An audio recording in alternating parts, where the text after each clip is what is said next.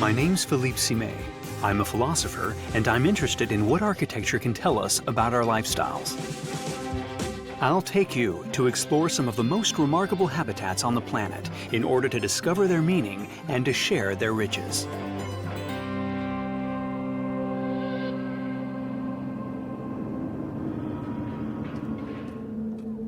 I'm in Iran, in the lunar-like landscape of Mount Sahan, whose peak is 3,500 meters above sea level. In the heart of this little-known volcanic region, still covered by a dusting of snow in early spring, is the village of Kandovan. It's located in the Azerbaijan region, about 600 kilometers northwest of the country's capital, Tehran.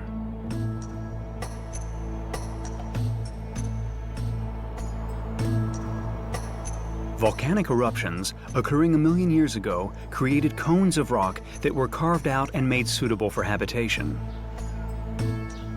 These types of dwellings, known as troglodyte homes, are the oldest in the world.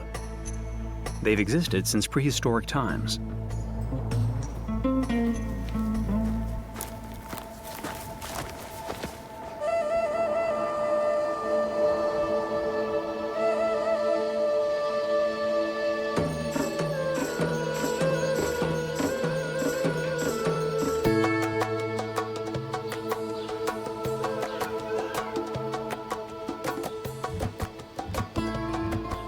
Kandovan is the only troglodyte village that's still inhabited today.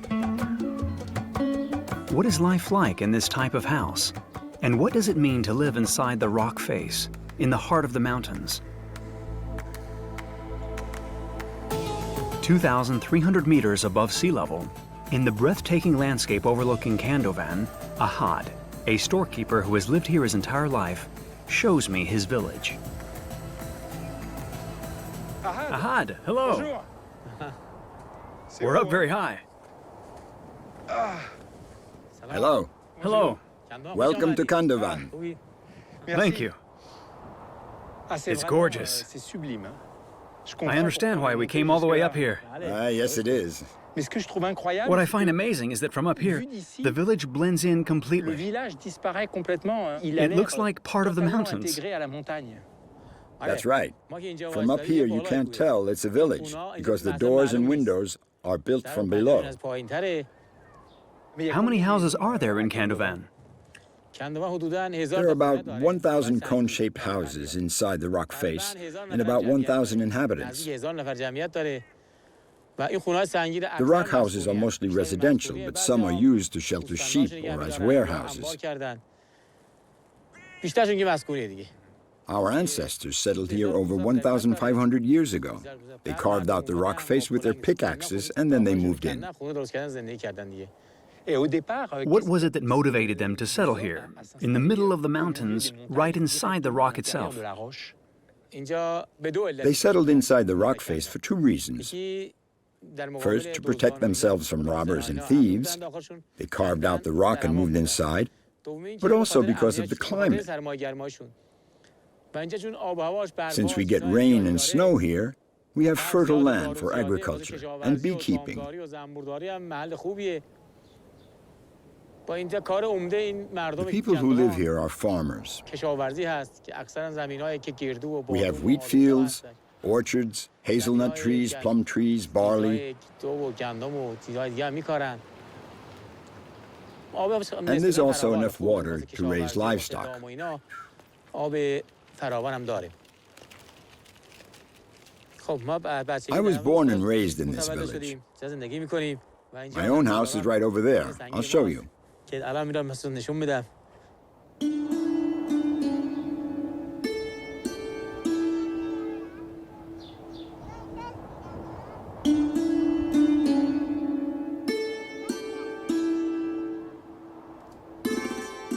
The architecture is organic. The houses follow the shapes of nature, and they seem to have sprung right from the ground. The gently pointed cones look like huge termite mounds, where man has come to seek shelter.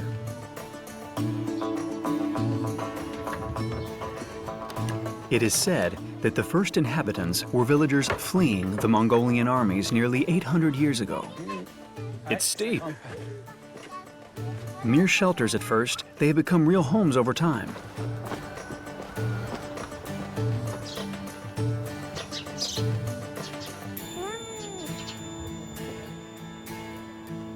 The village is made up of rocks, with openings for small windows and doors, and steep, winding alleys.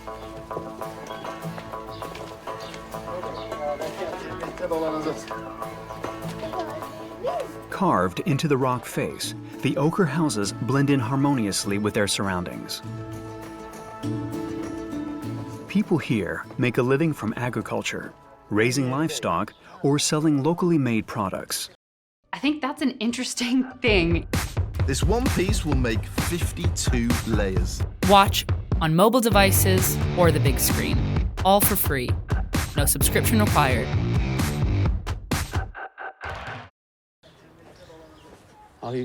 And this is where I work. I sell medicinal plants. Okay. All these plants come from this region. I see some saffron here. Yes.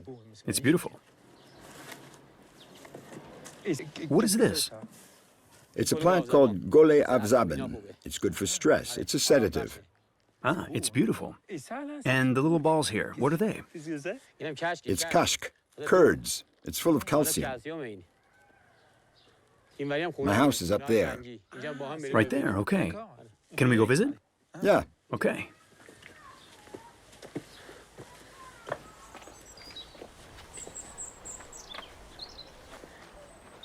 Here is my home. This one here? Yes, it's carved out of the rock. Downstairs is the barn where the sheep are kept, the livestock. Here are the steps to enter the house.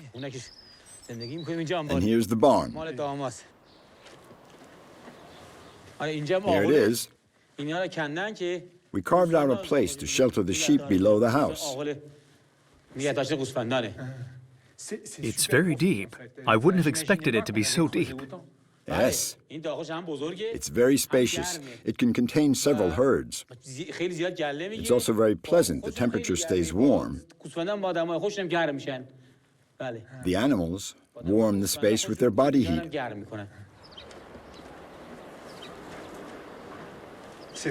This stone is beautiful.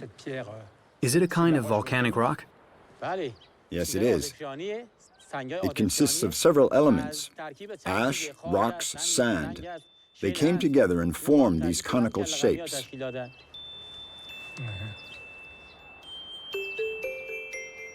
We call this ancient rock igneous rock. It's thousands of years old. Yes, it's tough. It's a rock that is sturdy, but brittle at the same time. That's why it can be hollowed out. Yes, you're right. Our ancestors understood that these rocks could be carved out for habitation, bit by bit, while remaining intact and undamaged on the outside. They simply hollowed out the inside. Tuff is both strong and fragile. Just like human skin, it needs to breathe. And it deteriorates if it's not maintained regularly. On this rock, you can see the marks left from the flow of lava, a reminder of the passage of time. Phillipe, now I'll show you the inside of my house. It's very interesting. I love the stairs.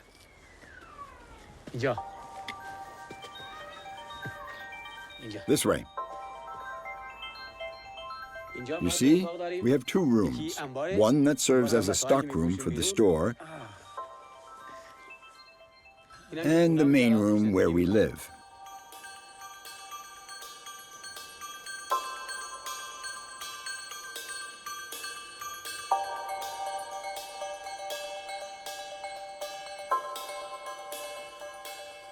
So everything's here. Everything takes place in this room. Yes, we have a stove, a furnace, a refrigerator, Yes? a closet, and here are the mattresses. The television is there, Oh, I hadn't seen it. and the bathroom is outside. Here we are inside the cone of volcanic rock. I suppose it took a long time to carve this out. It took 4 months to carve out this house. 3 people worked on it, and since the rock is so dense, there were a lot of stones to remove. When you carve out 1 or 2 meters of rock, you need several donkeys and a truck to remove it all. But the good thing about this rock is that you can work with it. You can add recesses to the wall. Yes? A place to store the mattresses. Or create load-bearing walls.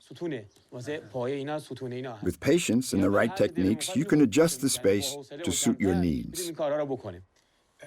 This is the first time I've been in a home like this that's really deep inside of a rock. I feel like I'm protected by a huge mass of stone. We feel safe here. Since we're right in the center of the rock, it's very sturdy. It can withstand natural disasters, earthquakes. Another advantage is the temperature in here. The temperature remains constant in these houses built in the rocks. For example, in winter, it might snow 1.5 meters. The roads are all blocked up. The temperature outside can drop to -10 or -20 degrees Celsius. But inside remains pleasant. Or in the summer, when it's very hot and hard to go outside. Here, it stays cool. No need for a fan. The temperature stays the same all year round. And once these houses have been carved out, do they need a lot of maintenance? This type of housing is very sturdy when it's well carved. For example, the ceiling above us is 4 meters thick, so the water can't seep through. Oh yes, that's huge. But over here, the distance between the wall and the outside is less than 1 meter. Yes? That's why the water seeps in. See the water stains here? Yes, I can see the moisture on the wall here, and the plaster is crumbling a bit. So what can you do to prevent this? Actually, it doesn't really damage the wall. In springtime, the moisture infiltrates the wall, but in summer, when the sun beats down, the wall dries out and becomes white again. In any case, the wall is sturdy and humidity won't damage it. Phillipe, for you, it might seem difficult to live in this type of house, but we belong to the mountain. We were born in these houses, and we love this kind of housing. We have always lived in the mountains, and we're very attached to our region.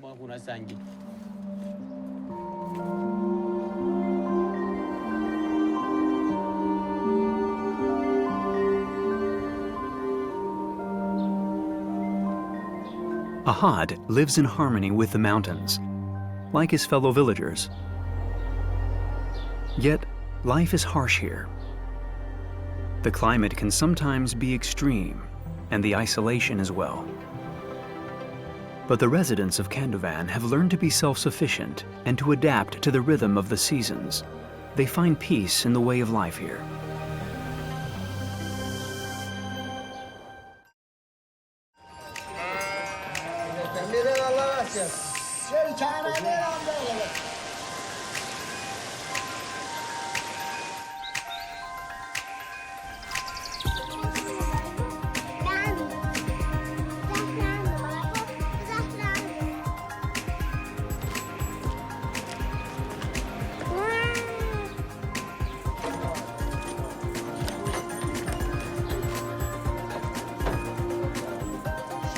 Michael Nazari, a professor at the University of Tabriz, located 60 kilometers away, is specialized in Kandovan's history and architecture.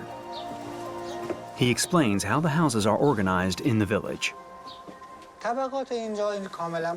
Traditionally, the lower floors of the houses served as a barn for the animals. The kitchen and living quarters were on the upper floor. And if the family was wealthy, they lived on several levels. You can see that they've retained the former structure. They've kept the opening that we see here. It was only later that windows were added. They weren't here before. The exterior facade was closed, with a single entrance for each home, and an entrance for the barn. You can see the animals inside.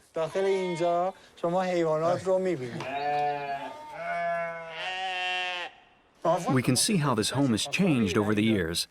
There's a plastic door, a small fireplace, an air duct. But these are really the only elements that date the home. Without them, it would seem a bit timeless.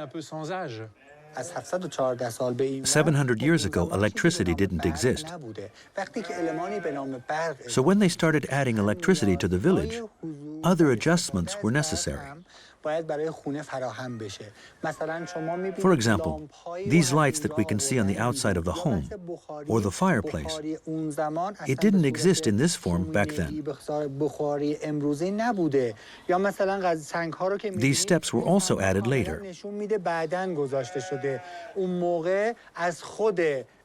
In the beginning, they would carve out the rock to reach the top floors without adding additional stone.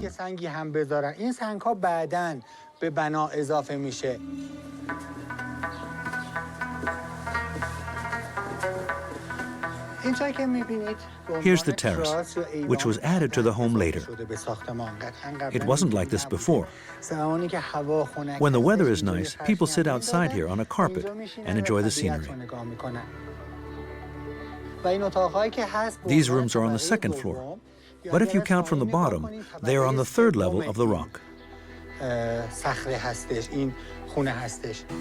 Let's go inside. Okay.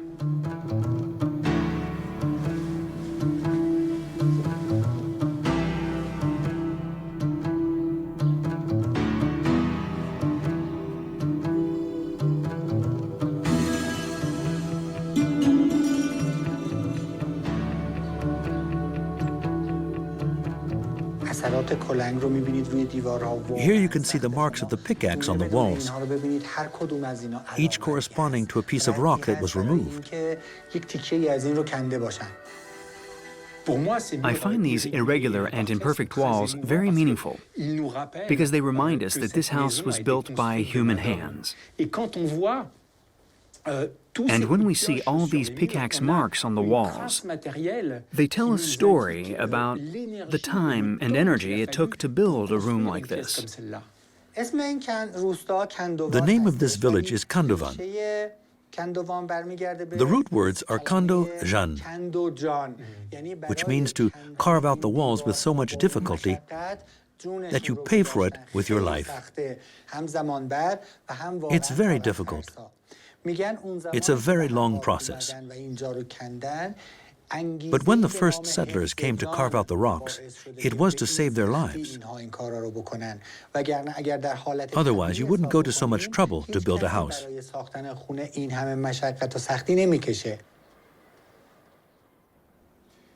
For me, architecture is really the art of building. You construct the walls, the roof, but you always bring in the material.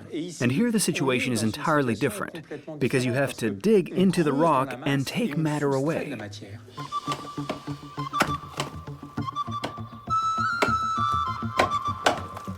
If the housing in Kandovan is very permanent, the domestic spaces remain adjustable.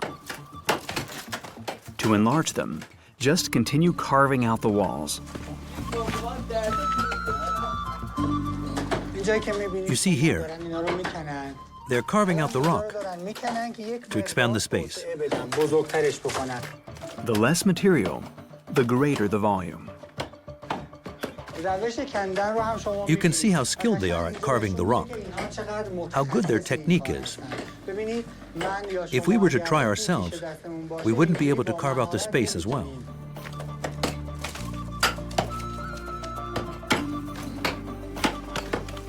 You can take the pickaxe and give it a try if you want. Let's see if you are able to remove even one small piece of stone.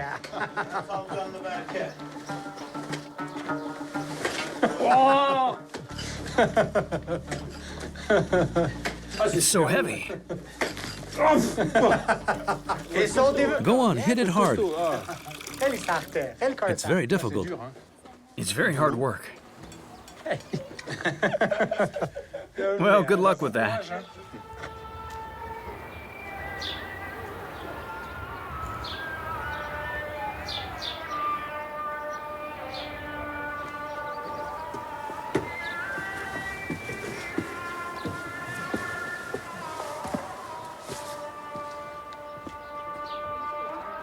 Ahad and his brother Sadri invite me to share a meal with the village chief.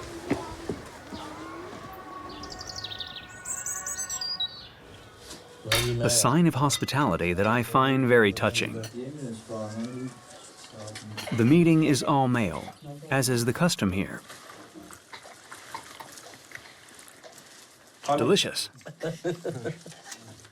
What is this dish called? It is called abgusht. Abgusht. We eat this dish once or twice a day. It's made of chickpeas, meat, potatoes, and we also add some tomatoes. This is mutton from the sheep that we raise. Mutton, potatoes, tomatoes. I see you've all squashed your meals with a pestle, right? Okay. And you crush it like this. Okay. It's great. Okay, I'm mixing it.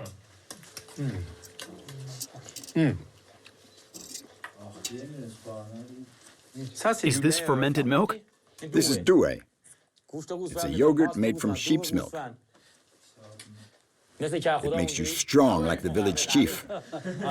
Well, I need some more abgusht. I'm really happy to have discovered your village. This is the first time I've been inside this type of house. I've never seen anything like it in my life. You're welcome here anytime. We're very glad you came. I hope you come back. It's amazing to see that after thousands of years, there are still people living in Kandovan, and that the village continues to thrive. Our homes are sturdy, so we feel safe inside them, and we want to stay there. When we spend a day in the city, we can't wait to return to our village. It's what we know, and we are happy here.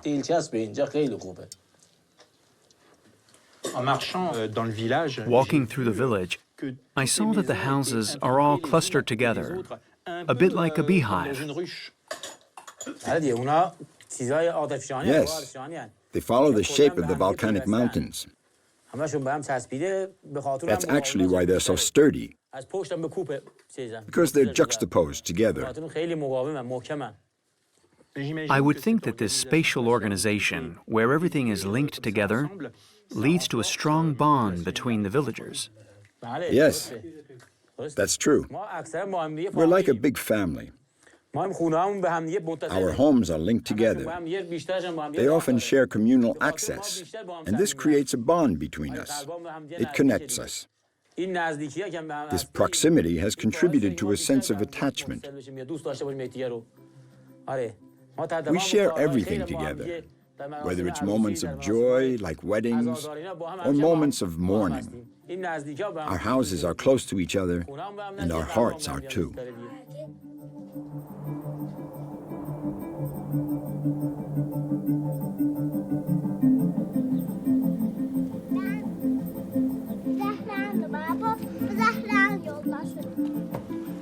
As I was leaving Kandovan, I thought about the inhabitants of the village. Facing harsh weather conditions and the threat of violence, they were able to build a home in the rock face by taking away rather than adding. Instead of fleeing, they created a refuge by adopting a simple way of life.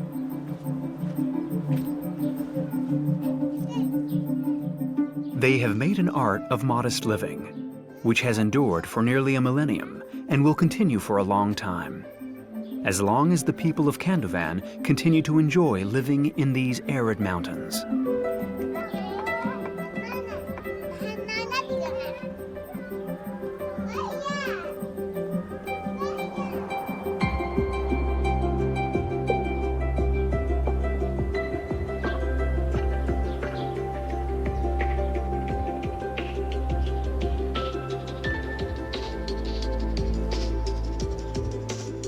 Thank you.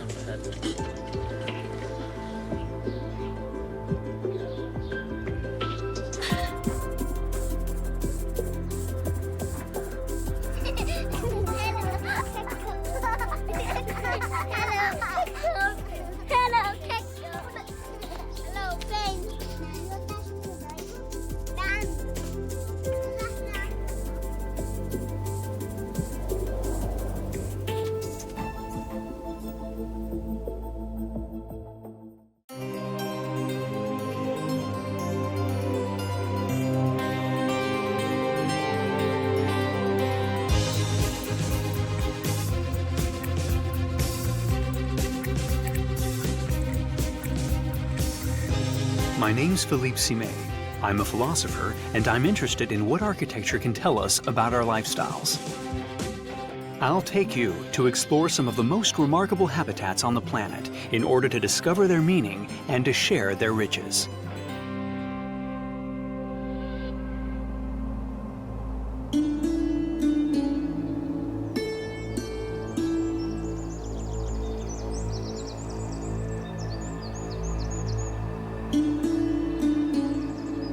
The Gilan province in Iran has a lush, green landscape far from the desert climate of the country's interior.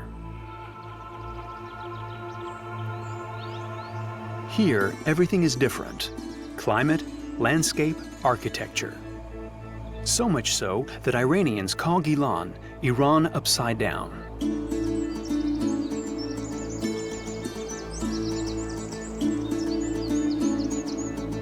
I'm going to the village of Masuleh, 1,000 meters above sea level in the Alborz Mountains, north of the capital, Tehran. Masuleh was built in an area of high seismic activity, on a steep piece of land with a height difference of 100 meters. This village of 900 residents is architecturally unique. The roofs are all interconnected to form pedestrian areas, like a street or courtyard where people can meet.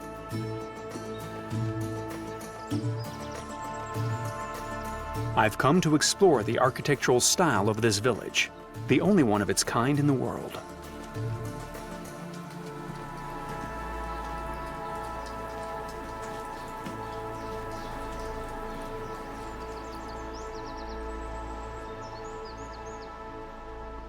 Hello, Shoja. Hello, Phillipe. Shoja is a restaurant owner. He loves his village. His family has lived here for many generations. This is a beautiful village with its houses built into the mountainside. This is the historic village of Masuleh. All of the houses are interconnected and built looking south, facing the sun. If you look here, you can see that this path hugs the slope of the mountain, and all the houses next to it are built on the same slope. The roofs of the houses in Masuleh are designed so that residents and visitors can easily use them as a pedestrian space. But what exactly do the residents do on the roofs? The roofs of Masuleh are essential to the way of life here, which means that for the people living in these houses, these roofs are part of their daily lives. It's become sort of a habit for residents to walk side by side on the roofs. Walking on the roofs allows people to discuss various things about the culture, economy, or local business, etc. People who visit Masuleh are often amazed that people here meet on the roofs to talk and discuss business. So they stroll on the roofs as well. They go back and forth, enjoying the scenery.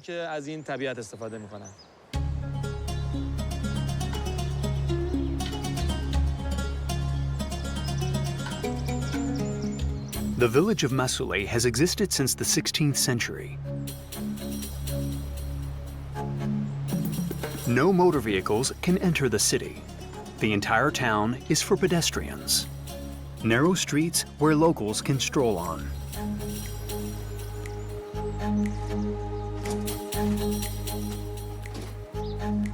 Goods are transported using wheelbarrows. There are special ramps for them everywhere.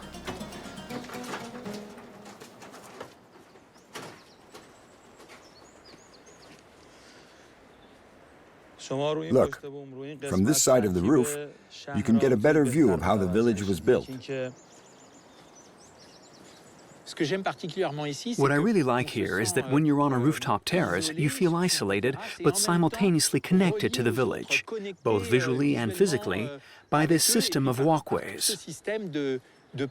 For me, that's what ties the village together. Yes. Wherever you set foot in Masuleh, you have a panoramic view of the city. Masuleh is a multi-dimensional place. It's made up of several different neighborhoods. The bazaar, which is down below, is the heart of the city.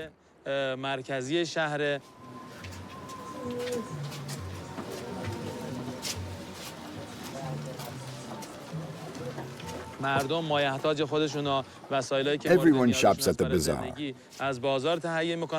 and it's located right in the center of the city's 4 neighborhoods. The residents feel very connected to their neighborhoods. People know, for example, that I, Shoja, I'm from the Assad neighborhood.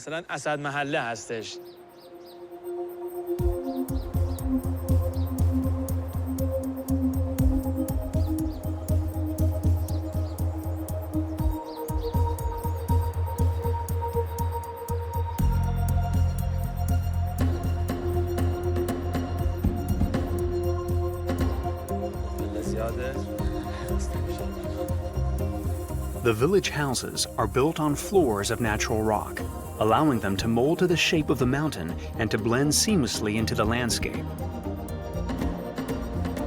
Many of them have deteriorated because of bad weather or lack of maintenance. The people of Masuleh are now aware of their architectural heritage and have begun restoration work. Here they're in the process of restoring an old house. This house had fallen into disrepair, and they're rebuilding it completely. When the structure of the house is completed, they'll cover the facade with mud. And when the mud has dried, they add a kind of clay that is yellowish in color. This clay is taken from a location nearby Masuleh. They wet it, they extract the color, and then they cover the facade with it. You can see that the facades of the houses here are ochre-colored, close to yellow, like the color of mud. Putting on that color is the final step of construction.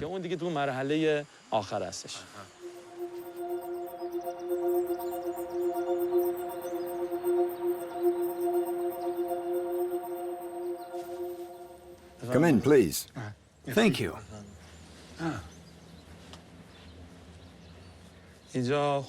Here's the inside of my house. This main room serves as a living room, a place to receive guests or relax. And over there is our kitchen, where we prepare meals and eat. I'm surprised by the thickness of the wall. It seems like it's at least 50 centimeters.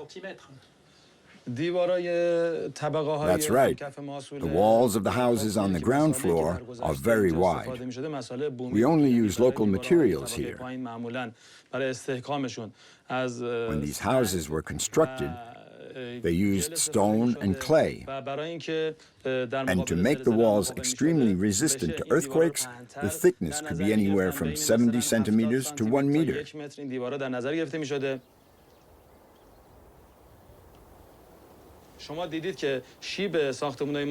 Another feature of the architecture of Masuleh is that the slope is located at the back of the house. This is because the whole weight of the house rests against the mountain. In a way, the mountain supports the house and protects it from natural disasters. These walls in the rear part of the house really lean against the mountain. They are called coudivar, which means mountain walls, and they are rooted to the mountain.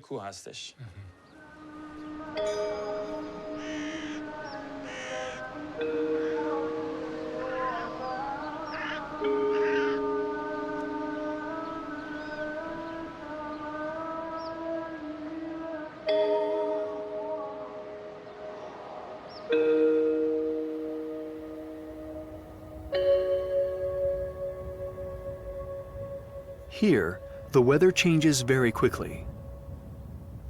This morning, it's snowing, and the village is covered in thick fog.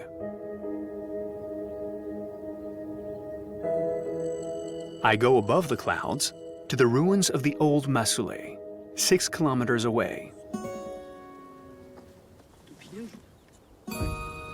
There, I meet with Siamak, a young researcher who's passionate about the history of the village. The old Masuleh was located on the Silk Road, which was the main trade route between Europe and Asia from 2nd century BC to the 16th century.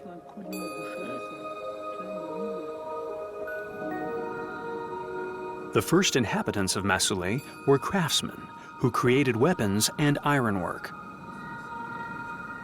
So the village was established on an old iron mine whose traces are still visible about 1,000 years before Christ.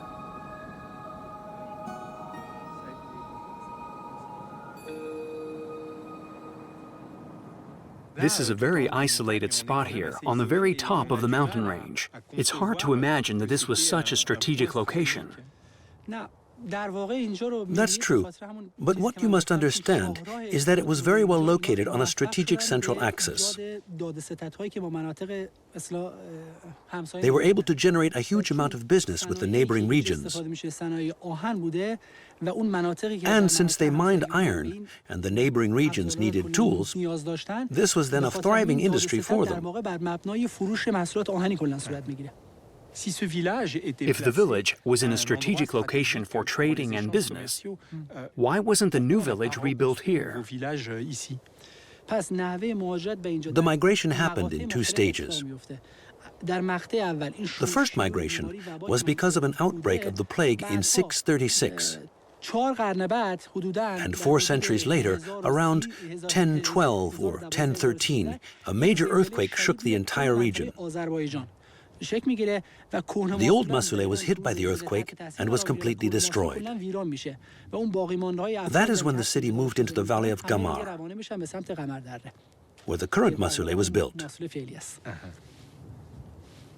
But I wonder why the new village of Masuleh was built directly into the mountainside. The best place to settle and build was the middle part, because Masuleh has an incline of 60 to 70 degrees. With time, people understood that they would have to use this type of architecture to protect themselves from heavy rain and earthquakes. The architecture of Masuleh is a balance between artificial and natural. By natural architecture, I mean it's in harmony with the mountainside, landscape, and the many nearby sources of water. And by artificial architecture, I mean the homes built by man.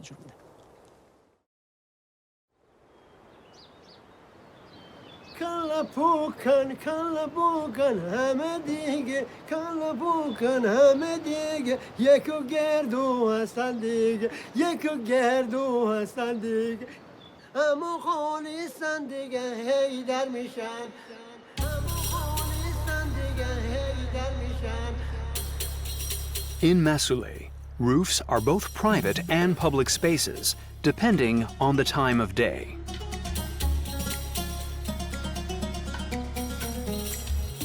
In the afternoon, for example, roofs may be used for walking around, meeting friends, or even playing soccer. At night, however, they are closed to the public to protect the peace and privacy of the residents.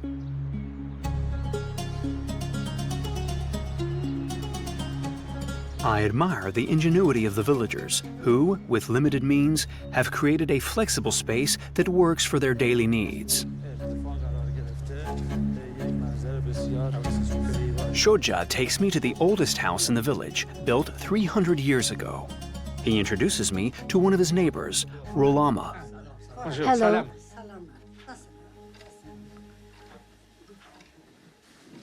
Please come in. Thank you.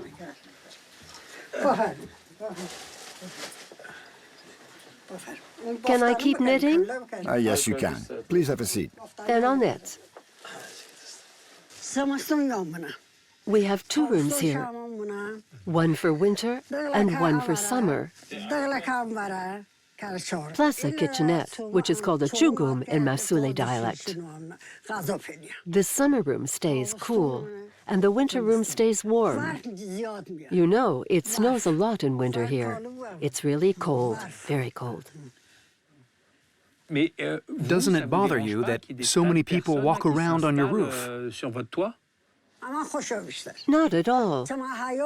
Actually, I like it. It's a courtyard for everyone. People pass by, and that doesn't bother me at all. The roof has several layers. It's very strong.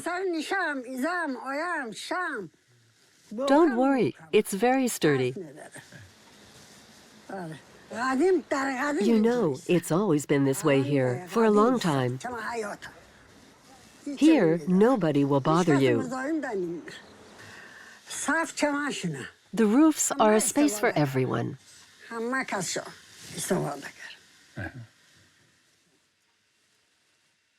Please try a traditional Masuleh biscuit. They're homemade. I made them myself. Great. Okay, I'll try this one. I love the little drawings on it. Thank you. The unique way the village is organized, with its roofs that also serve as streets, does that improve relationships between neighbors?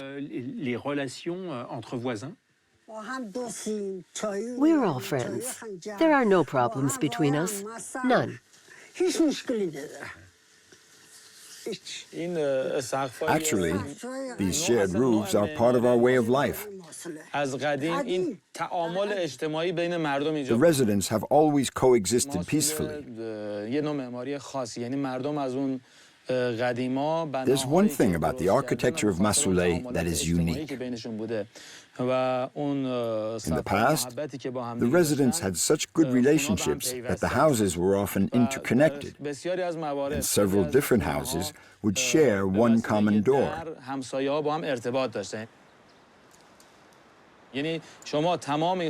fact, you will not see a single house here that's detached from others.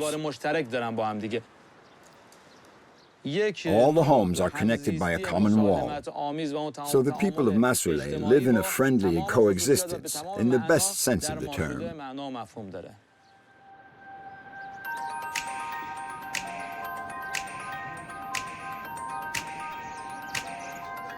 The bazaar is the true heart of Masuleh and the base of the city's revenue. Here they sell anything you might need. This is where residents do their shopping and where tourists flock. You can still find signs of the craftsmanship that once made the village thrive, but today these goods have mostly been replaced by the sale of imported items aimed at tourists.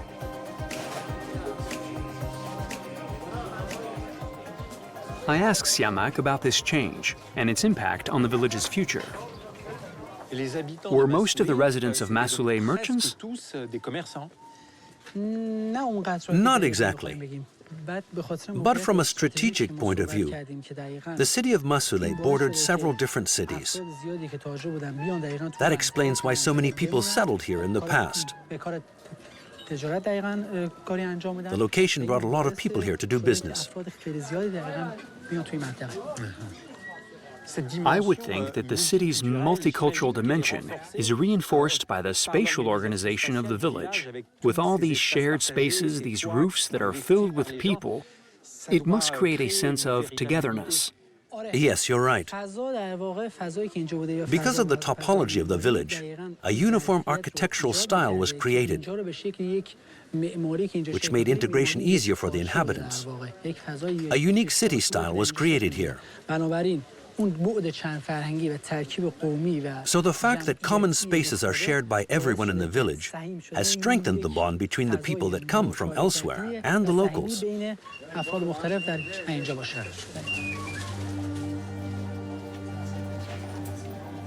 Today, Masuleh is a place for different groups of people to meet and interact.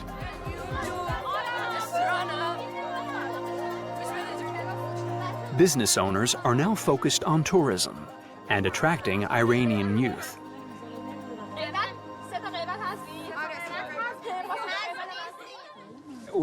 Today, Iran is a country that is opening up to the world, and soon there will be a massive influx of tourists, especially in Masuleh. It's going to completely transform the way of life here. Yes, exactly. That's the current challenge. The economy here is centered around tourism. And if it continues to increase, that will obviously lead to change.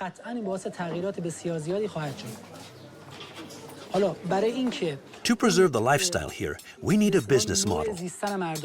But the plan has to be community-minded. I think our first priority is to work on a sustainable community-based tourism model in order to preserve the site.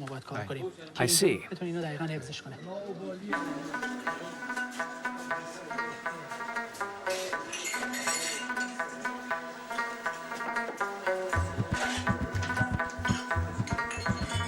Business is doing well, but paradoxically, the village is losing its inhabitants.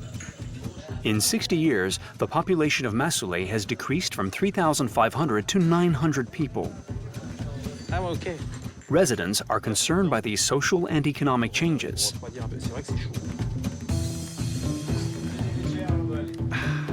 In the cafe where they meet every morning, it is a recurring topic.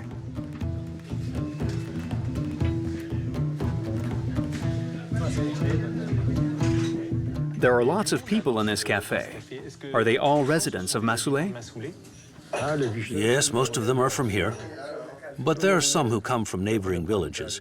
They're workers who come to work in the village. I've always lived here. There used to be a lot more people living here, but now we get more visitors. People just passing through. There are fewer and fewer residents of Masuleh. Many people have left to find work elsewhere, but their houses remain. So did this have an effect on the transformation of the village? You know that Masuleh is one of Iran's historic cities. It has the qualities of a site that should be preserved. Preparations are underway for it to become a World Heritage Site. We can't just make changes to the city. There are restrictions for developers. You're in a paradoxical situation because, on the one hand, the protection of Masuleh's architectural heritage creates income from tourism. But on the other hand, it hinders the village's potential for physical transformation. I'd say that a new phase has begun, and the way of life has changed. And it's true that we may encounter real difficulties in preserving both the historic village and daily life here. To preserve historical sites, there are strict rules to comply with.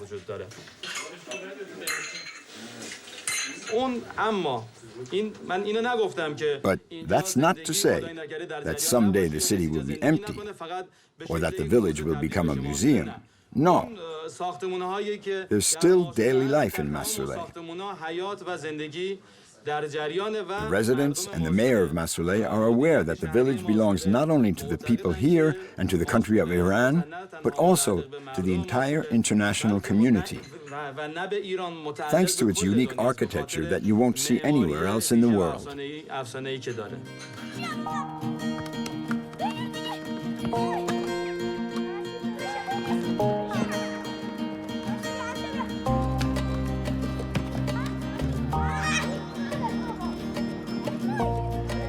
Experts say that you should build the roof last because it completes the house, providing protection and privacy to its residents.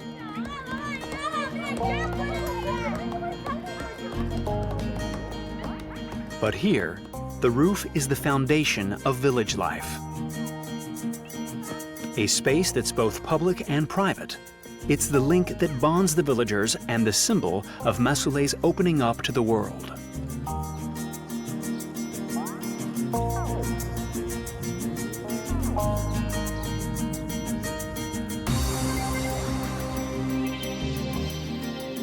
By strolling on these roofs, visitors are woven into daily life here, discovering with each step a new concept of space based on sharing and the desire to live together.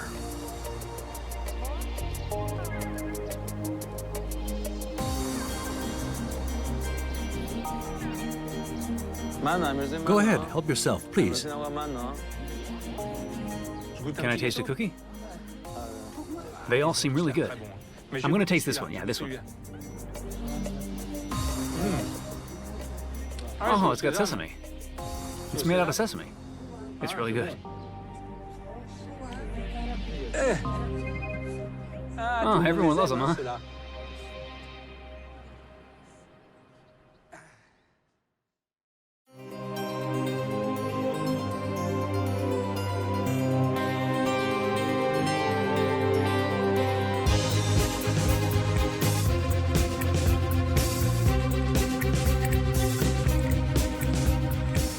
My name's Phillipe. I'm a philosopher, and I'm interested in what architecture can tell us about our lifestyles. I'll take you to explore some of the most remarkable habitats on the planet in order to discover their meaning and to share their riches.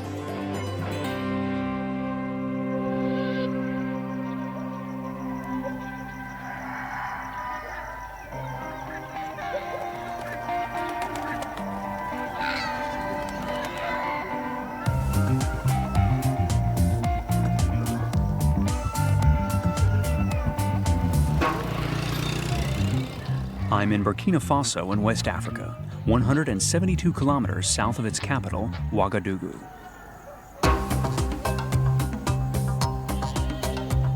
Here, in the village of Tiébélé, which has 17,000 inhabitants, we find the royal court of the Kassena, an ethnic group settled on a territory shared with Ghana. Since the 16th century, the royal court has been the Kassena people's center of political and religious power. This is where the crown princes and their families live. It is their job to arbitrate disputes between the inhabitants of neighboring villages and to ensure traditions are respected.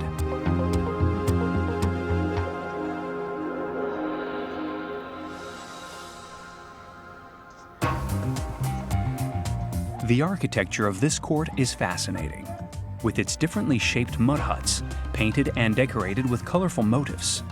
This organic cluster covers 1.5 hectares and is rich in meaning and symbols.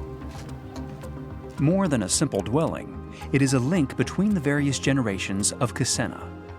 To find out more, I'm meeting Cyril, one of the crown princes. Welcome, Philippe. Thank you. Are you well? Yes, very well, thank you. Okay. Hello, everyone. Is this the entrance to the royal court? This is the main entrance to the royal court. You can see the layout. Each village has a stone reserved to sit on when invited by the chief. That means we can't sit where we like? No, we can't sit where we like.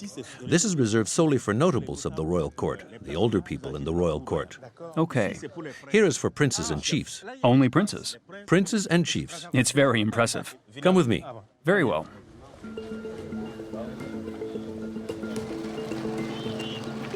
The Kassena live traditionally from growing rice and millet, raising animals, and hunting.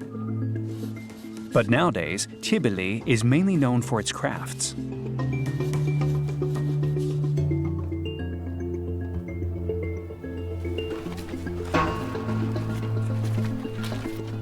This royal court is confusing. With its group of huts in no apparent order, its enclosed spaces turned in upon themselves, and its narrow, winding streets, it resembles a maze. I'm having trouble understanding its overall plan, who is present, and what is happening here. How is this royal court organized? This royal court is organized into concessions, and within a concession there are several households. Yes? And each household has several houses. Inside these houses are the grandparents, the women, the children, the nephews, the cousins, the brothers, all that makes a household. So a household is a group of huts which house people of the same family. Right. You can recognize it more easily from the entrance gates. Here? This is a household. It's magnificent. This is all one household. It's all one household. What's lovely here is seeing that the huts don't have the same shape at all. When you're young, and after your 18th birthday, you make a round hut. And that shows that you're a bachelor. So you stay in a cramped hut just enough to live in. When you think about marriage, you build a rectangular house where you can live with a wife and children. And on the other side is a figure 8-shaped house where grandma lives. And this mother house is the guardian of certain family treasures and fetishes. Does that mean the space is organized around this mother house? Necessarily, because it's the very first house to be built, and it houses everything that we deem precious. All the houses cluster around this house. It has a figure of 8 shape. You need to be above the house to see it. If you're not above, you can't see the layout. No. The architecture of the royal court is reminiscent of a fortress. Originally, it was meant to protect the inhabitants from interethnic conflicts, as well as from any wild animals at large in the region. Today, it is still surrounded by high walls forming an enclosure that is difficult to cross. This same protective mindset is also found in the dwellings. To enter them, you must pass through a single, cramped opening less than 1 meter in height. You really have to bend. Yep, to get down on all fours, as we say. This is astonishing. Yes. And it goes on. We must kneel here too? Yes, we always have to kneel. Yes. We always come in on all fours. And it's not as easy. It's a means of protection. Is that why it's complicated? See where the door is opposite the wall? If the enemy wants to enter the house, he must get down on all fours. The head of the household takes up his initial defense position and stands here, and then he waits. Once the person, the enemy, shows his head, he cuts it off, and his head falls. It falls here. It could be a wild animal that would eat humans. It's impossible to get in. Even for the arrow's strategy. You see this wall? The arrow can't get past. In a war, if they fire arrows from outside, the arrows hit this wall and fall. It's a very clever system because, in fact, there is a sequence of entrances that force intruders to show themselves. Exactly.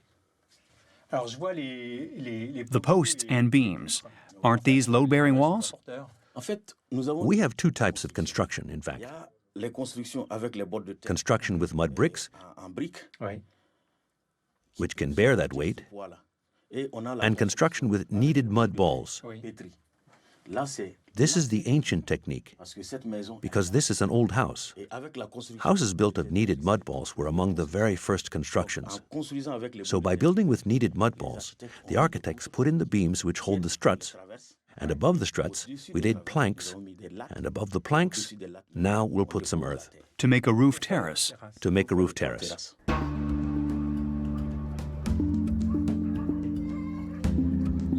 The dark, confined nature of the rooms explains why the Kassena people's life is mainly spent outside.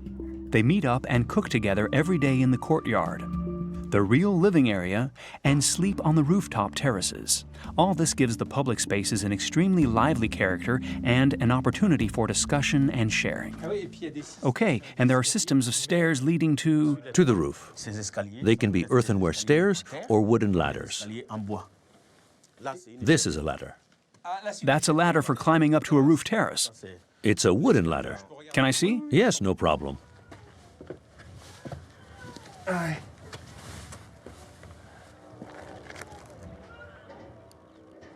So we can put a mat here to sleep on. Yes, that's for sleeping. And also just after the harvest, we have to find a place to dry it. So it's preferable to put the harvest on the terrace than in the courtyard. This is great. We have a view of the whole of the concession.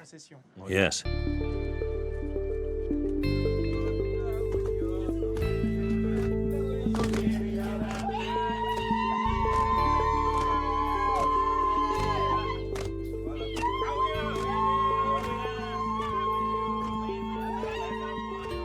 The striking thing in Tiébélé is less the diverse shapes of the dwellings than the variety of their composition. The royal court is a dynamic architectural collection that evolves in lines with changes within the family and their needs. New huts are built while others wait to be reclaimed. I visit one of the construction sites, curious to know what building techniques the Kassena use. My cousin. Yes. His name is Phillipe. Hello. Hello. Are you well? Fine, and you? Very well, thanks. Is this your home? Yes, and my home is under construction. It's rectangular. Are you about to marry? Yes, soon. Congratulations. Thank you. Is that just earth? No, it's earth mixed with straw. Okay. It's funny because you can't really see it. You can't see straw here. Yes, because you have to pour water on the straw so that it rots, in fact. Okay. I was wondering where it came from. Is it from over there? No, it comes from this same house which collapsed a long time ago. Because my parents used to live in it before they went to the mother house. That's why it fell down. They really are local materials. Most everything is recycled. It's all recycled, in fact. How long ago did this begin? Because I can see you've started a wall there. When you begin here, you have to stop for a while before continuing. You need 3 stages to complete the house with 3 drying times, in fact. How exactly does it work? They are mud balls that we cut and layer, one on top of another. I saw that you smooth them a little. That's right, we smooth them. The technique is rather like pottery. Yes, because we're using the same system, in fact. It's a very interesting system because to raise the wall, you don't need a support or foundations. You can do it directly like that on the floor. For a foundation, we can also use stones that we use as a base, in fact. And now we apply the balls and layers. I saw that the base is a little wider than the top. It gets slimmer as it goes up. Yes.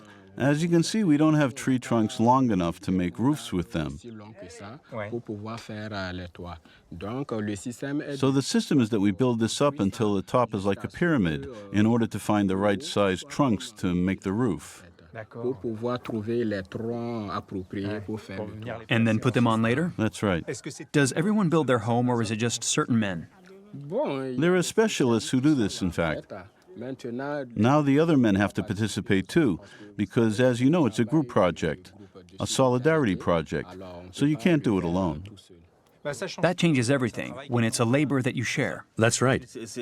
Because it's also a chance for the children to learn building work while they're building. So it's the time when a family and a household have a building to do. The whole family comes together. All those who can, who are free, they come. At the same time, it's a way for them to learn how to build. So the children watch the adults as they work. They observe and often participate. So they take part too. So they learn young to build various types of huts. Yes. We in Europe have a very individual but also very distinct relationship with construction because we never build our houses ourselves. Others do it. Here what is interesting is everyone takes part in making houses. In Africa, especially in Kassena country, we don't have any customs like that because it costs us very dearly to ask someone and to give him money so he builds a house for us. And on top of that, part of Kassena tradition is what we call family solidarity. So once your house is underway, everyone pitches in to help. And at the same time, you take part in the building of your own home. That makes you take care of it and also makes the others take care of it too. That's what we call gurusi, this Kassena solidarity. When we start to build a Kassena house, it's the beginning of the transmission of Kassena building know-how. Earlier, I saw the women singing and the men working. Is building reserved exclusively for men? Yes, building is reserved for men.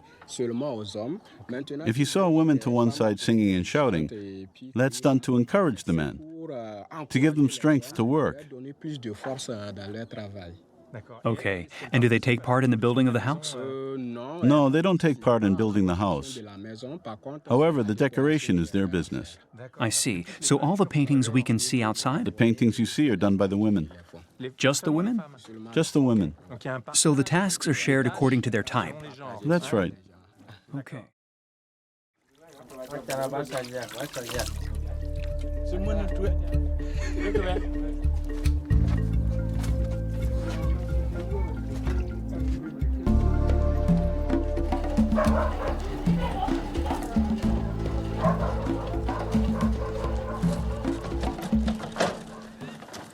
In Burkina Faso, rain is the arch enemy of architecture.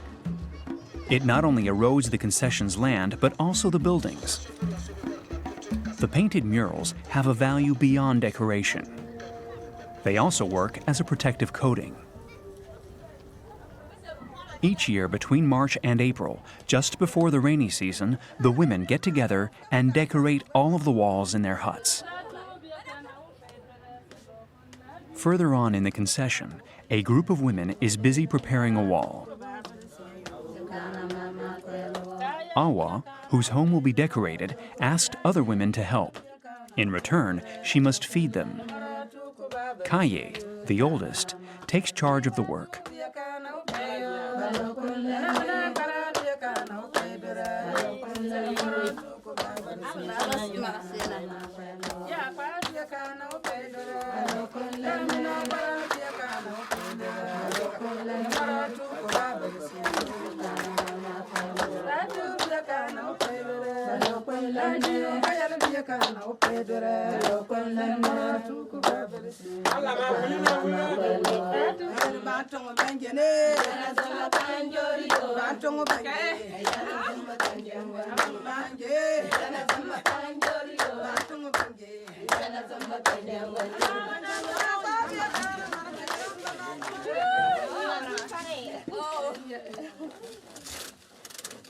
I watch as various materials are prepared.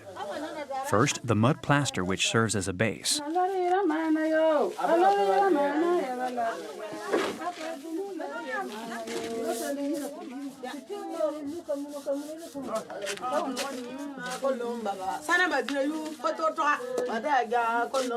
The wall is then covered in laterite, a red rock powder.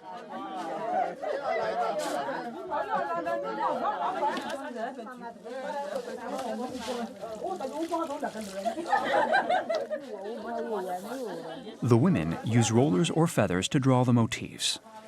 All these stages require a great deal of precision and coordination.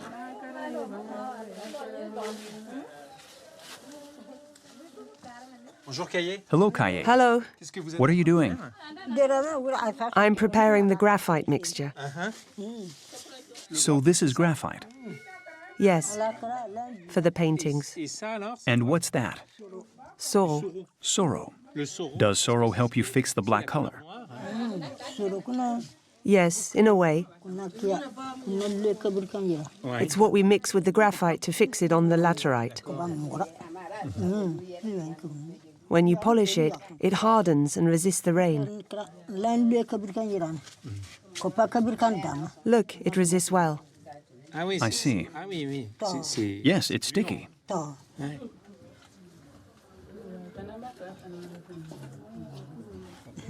Yes, it's becoming a tiny bit more solid.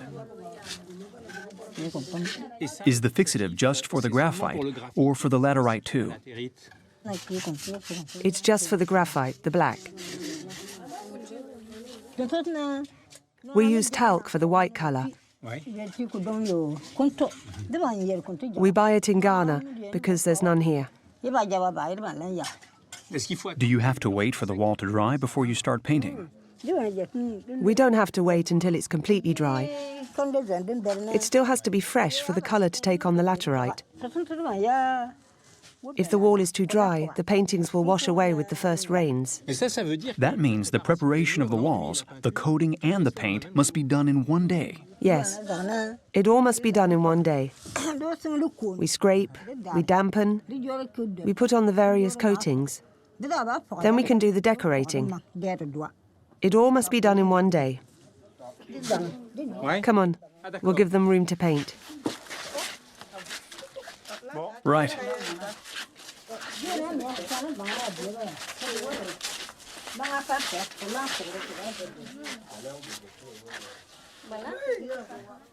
It's great to see all these women working together. Do the women always help each other each time you build a house?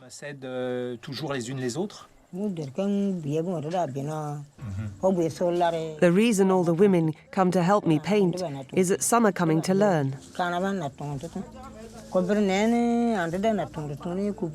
They want to understand the painting techniques, as well as the preparation techniques.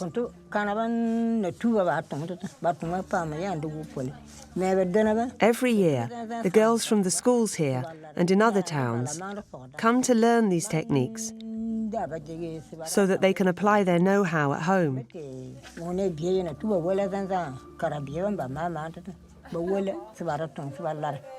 Sometimes white girls even come from Europe. They leave here very happy.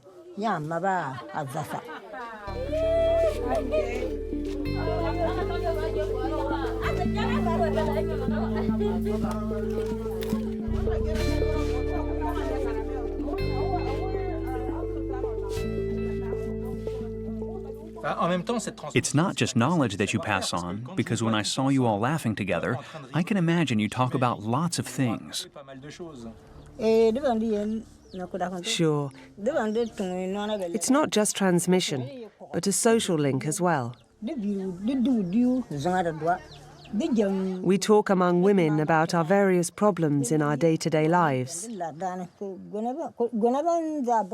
That's why these paintings are our identity, that of the Kassena women. When you look at this, you know that it's the work of Kassena women. When you live here, you understand.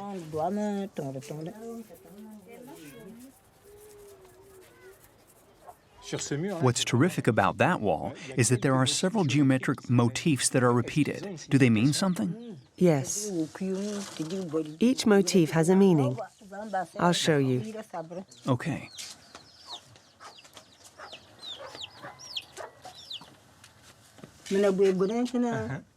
This one represents the morning drum that wakes the chief.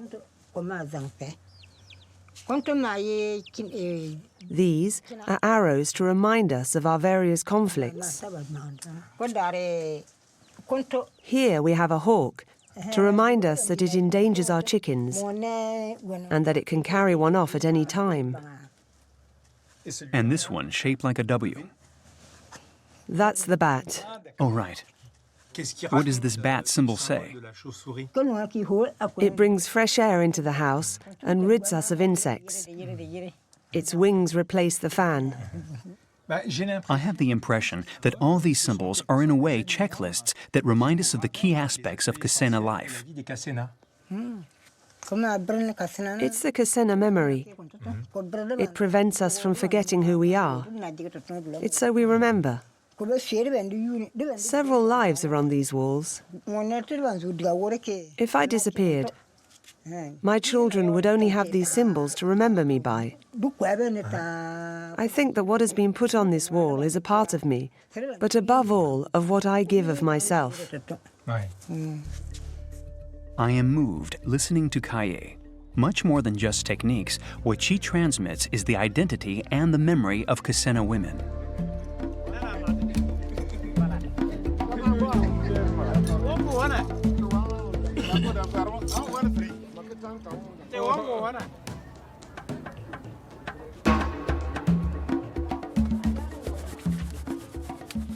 After the day's work is done, the women prepare the meal. Tonight, we will eat to, the national dish of Burkina Faso, made up of millet balls with a sesame sauce.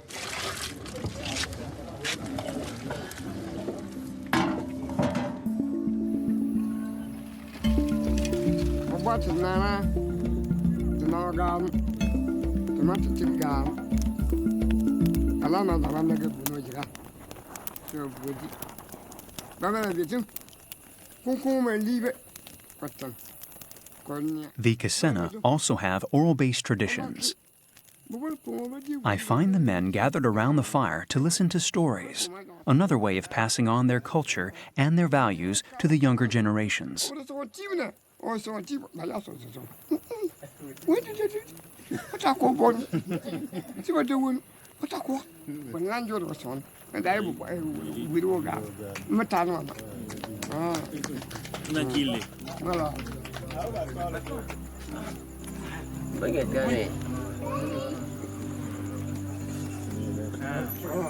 Oh, wow.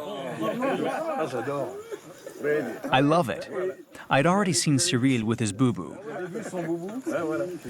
It's handsome. Handsome, yes. Well, you are smart. And what was his name in Kassena? I have a Kassena name. Yes, we gave you a name. It's Korase. Korase.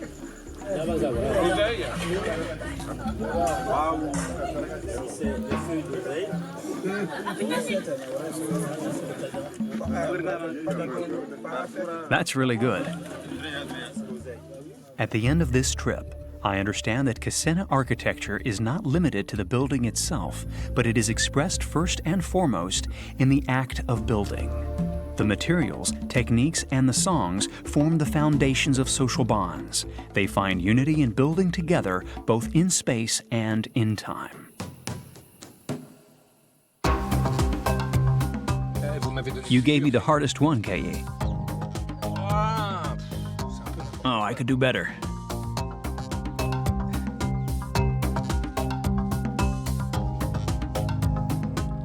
Oh, I did that one. You can see right away. I tried to do more precise gestures. Yeah, there was a lot of hesitation.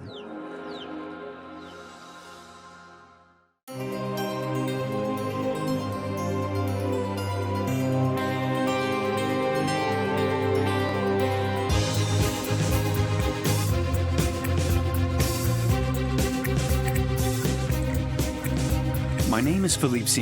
I'm a philosopher, and I'm interested in how architecture shapes and defines our lifestyles.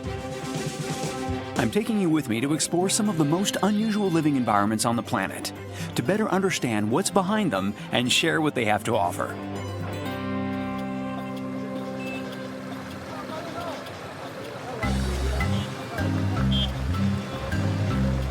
I'm in northern Togo, in the region of Koufitigou. This is where the Batamaribas live, one of the country's numerous ethnic minorities. I'm heading towards Koufitigou. It's taken nearly 8 hours by car and motorcycle to travel to this village from Lomé, the capital. I've come here to discover the unique houses called takientas. The architecture of these buildings, made of earth, is among the most elaborate in West Africa. At the same time functional and symbolic, domestic and religious, these houses express the Batamariba's vision of the world.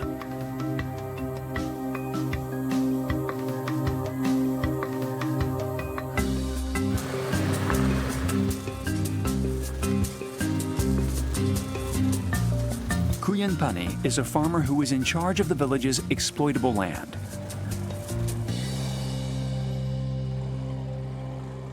Pani? Hello, Phillipe. Hello, happy to be here? Yes, very happy to be here. It's hot, and I've been working the land for a while. Is this your field? Yes, I'm the landowner of everything around us. It's big. Yes, yes. This is all mine. But where's your house? Can we go and see it? Of course, I'll show you. I'd love that. It's just behind the baobab over there.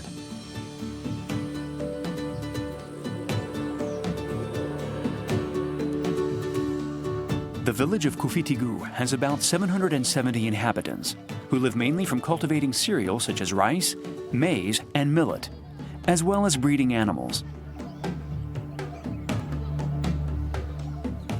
Hello.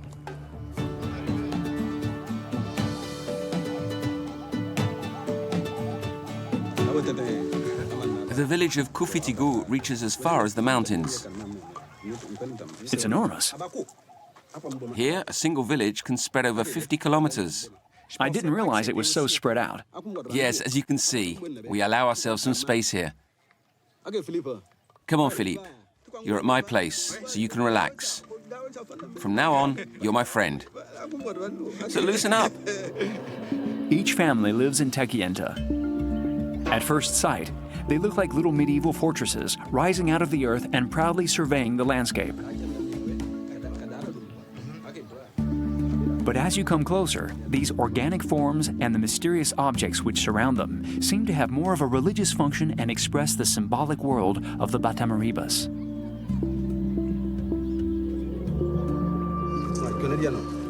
These pieces of wood, which are placed each side of the altars, are receptacles for the spirits of our ancestors, those who protect us.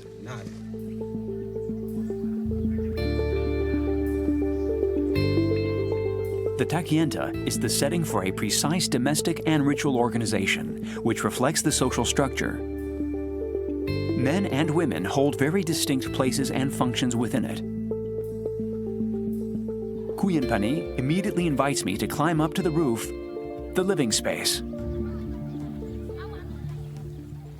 Hello. Hello, I'm Phillipe. I'm Nkua. Pleased to meet you. I wish you strength and energy. Thank you so much. Everything that we harvest, we bring here to dry. So you work on the roof? Yes, but not only that. It's also the living area of the house. So you lay down mats all around? Yes, that's right. I sleep here with my wife and my children. It's a comfortable place to sleep. Because it's cooler here. It's pleasant up here at night. There's plenty of air. It's hot at the moment, isn't it? We live in a very hot country, so you have to get used to it. On the roof, you feel good, but admittedly, it's more agreeable in the evening. There's a ladder. Where does it go? To the grain store. They're always 2.5 meters above the ground. Come on, climb up. I'll try not to break my neck.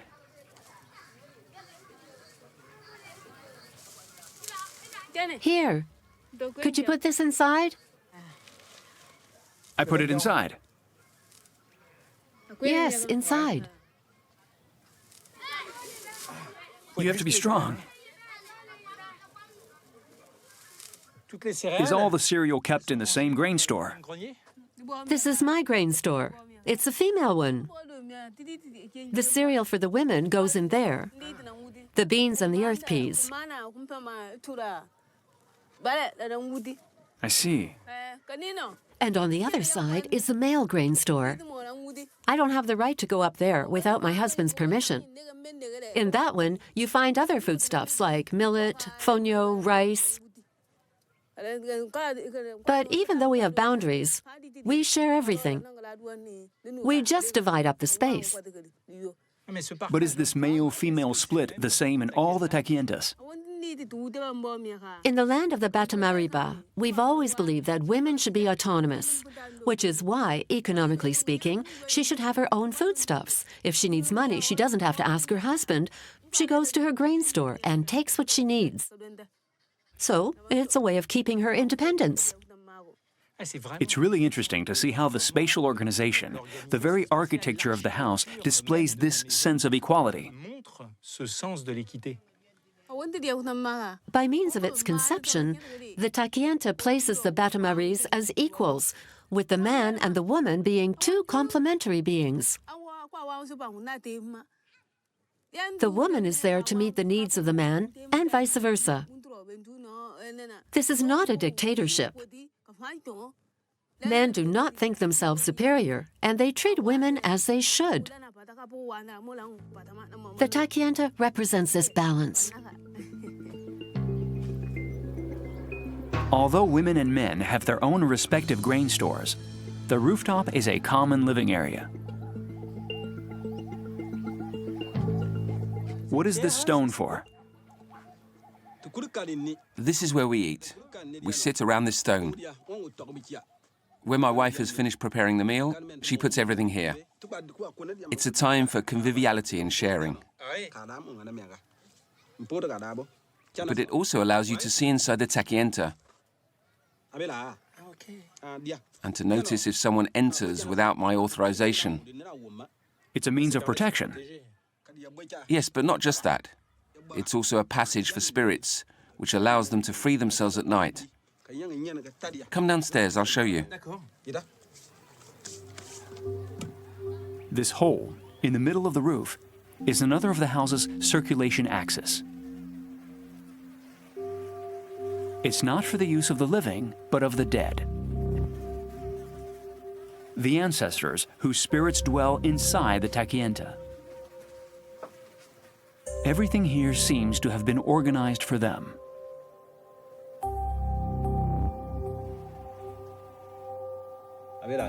Yes, I see. This hole is the one we saw from the roof, the one by which the spirits leave.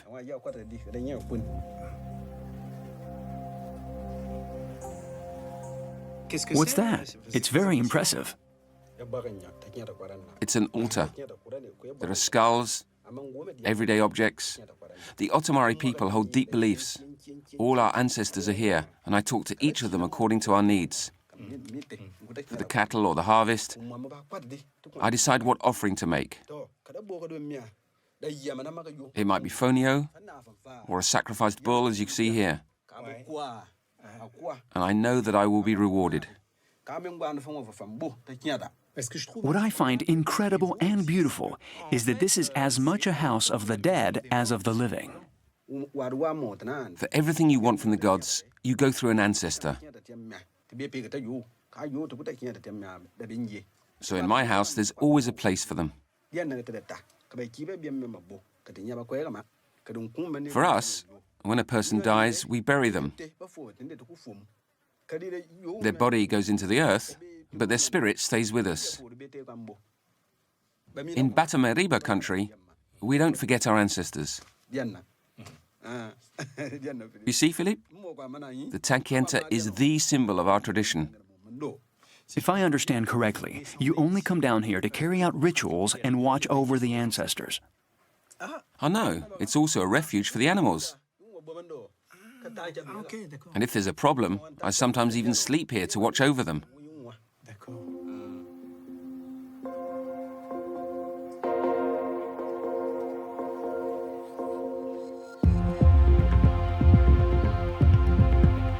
At the foot of the Atakora mountain chain, Kutamaku, the Batamariba's territory, stretches out for hundreds of kilometers.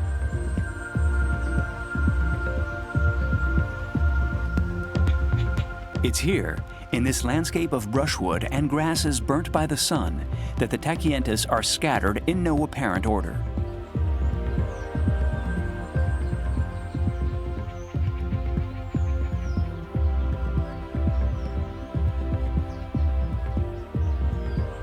Insha works alongside other inhabitants to preserve the natural resources and cultural identity of Kutamaku. For years now, he has been going from village to village to heighten awareness of the architectural and environmental heritage of the Batamaribas. Something which really astonishes me here is, when you look at the takientas, they're actually quite isolated from each other. It's true. You see houses here around which there is a space to be cultivated. The fields. The house and the field together form a whole. So it's a unit, one house, one field. This is a people for whom freedom is very important, and so each family has its little autonomy, without stepping on the feet of the others. So it's about being together while guaranteeing your individuality. That's right. With the Batamaribas, this constant search for unity can also be seen in their relationship with nature. What is magnificent here is that the houses are built at the foot of the mountain, and in front of them, you have an absolutely immense natural landscape that reaches out as far as the eye can see. In fact, this countryside is protected. We have approximately 500 square kilometers to protect, so we don't allow this vegetation to be destroyed because that's where we take material for the upkeep of the takientas. So, naturally, if we want this to continue, we have to be careful about what we take in order to make these buildings last as long as possible. And why did the Batamaribas build near mountainsides? In fact, this people has always settled along mountains. It's always chosen abrupt places, which are not easily accessible. Because in the beginning they were persecuted? In the beginning they were persecuted, and they didn't want to give in like some people. So they fled the yoke of King Moisi and lived on the flanks of the Atakora mountain chain, before coming back down to the valleys to occupy the arable land.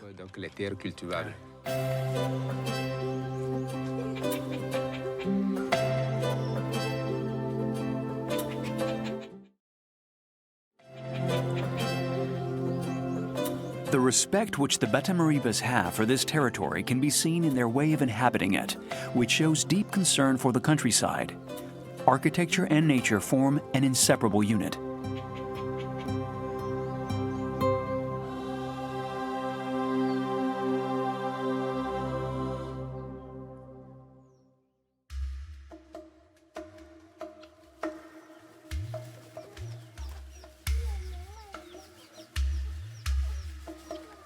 For the Batamaribas, owning a house signifies being a man. Or more precisely, that you have become one after a ritual of initiation, the Difuani. I'm going to watch this ceremony in the company of Augustin, a relative of the person undergoing the initiation, who explains to me the meaning behind this challenge and its links with the takienta. What exactly is the Difuani ceremony? It's a day of initiation for young boys of between 15 and 18. Yes? Which prepares them for becoming adults, responsible men within society. This will allow them, in turn, to go and found their takienta, and why not, to take a wife. This is the life cycle of the Otomari people. This ceremony is tightly linked with the house. Everything which happens in the life of the Batamaribas revolves around the takienta. So, without the takienta, the Difuani ceremony has no meaning. Here he comes. Hello.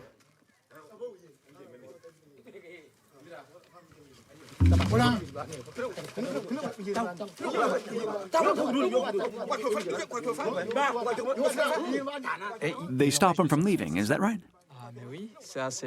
Yes, that's the moral aspect of the Difuani. If the youngster commits an act of disobedience, then the adult reserves the right to claim a fine or an apology. He has to pay his debt. He has to pay a sort of ransom. To be released from the house. That's right, to be freed. The aim of the Difuani is to allow young boys to acknowledge the rules of their community and become a part of it. They are taken in hand by adults who submit them to a series of ordeals, the last of which is a fight.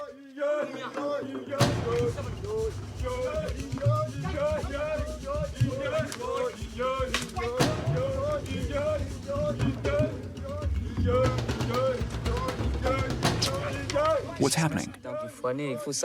You need to understand that in the Difuani, certain values are tested, and particularly endurance and the strength to be able to protect oneself, to protect one's own takienta, family, etc. It's very violent. It needs to be, because the opponent needs to be tested to see if he's capable of safeguarding his own takienta. This explains the violence, you see? And while the two confront each other, the elders are there to serve as intermediaries and judges to calm things down. Is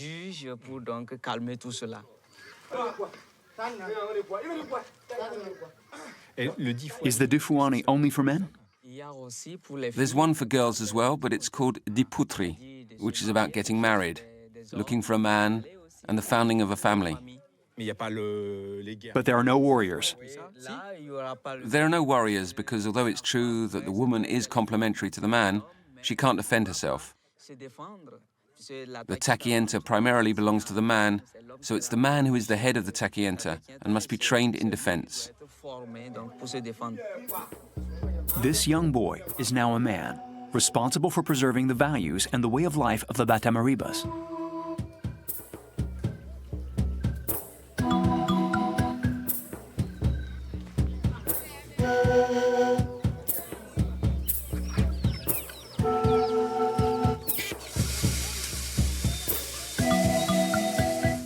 The building of a takienta is not purely technical.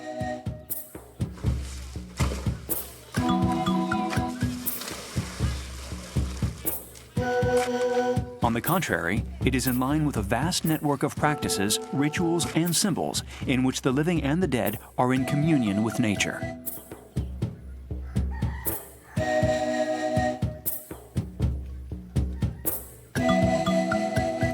Baku, Kuyinpani's nephew, was initiated a few years ago. For him, the time has come to build his house and found a family. He invites me to join him.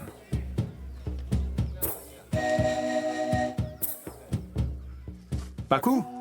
Ah, Phillipe, hello. Thank you. Welcome. Is this your takienta? Yes, this is the takienta. It's kind of you to show me how it's done. Before that, you need to stay here. Do I? We're going to bring you something, some water. Okay, right you are. I'll sit here then. Yes?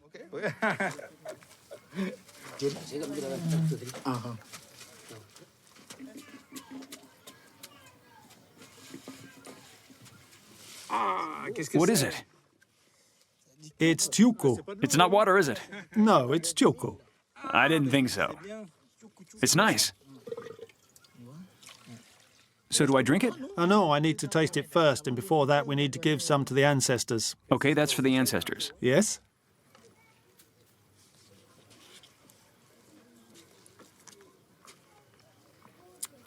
It's good. It's good? Yes, very good. I need a bit of strength. We're going to work, right? Yes, that will give you a bit of energy. I see that your house is advancing well. Did you start a long time ago? Yes, a while back, but if you look, it's just one layer per day. Let me show you. Do you see the line? The day of the foundation, then this the next day. If you count them, you say how many days it's taken. So it's layer by layer. That's right. What's lovely is that when you look at this wall, you understand how it was built and the time it took to make it. That's right. How high is that? 50? No, it's less than 50 centimeters. No, it's 30 centimeters. 30 by 30 centimeters. Yes, that's right. All this is from local materials. That's very interesting from an environmental point of view. Yes, everything is from here. Even if an old house gets tired, we can take the same materials and build a new one. So it's recycled? Yes, it's recycled. Everything's recycled? Who helps with the building? Everybody. The women go and bring water, and the men moisten the earth along with the children. Everyone's involved. And do you think I could become a mason as well? Yes, yes. Let's climb up. Let's go then. I love these ladders. They're really beautiful. Just here there's a hole. Be careful. Ah, yes, there's a hole. It's deep. Over there is where we'll build the grain store. So what are we going to do here? We're going to build. All right, let's do it then.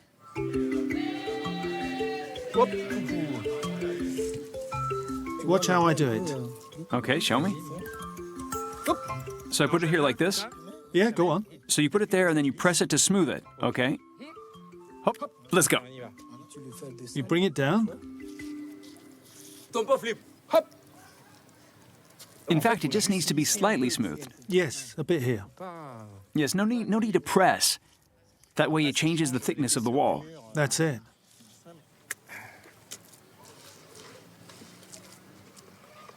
So you smooth out the whole edge so it's level. Equal, that's right.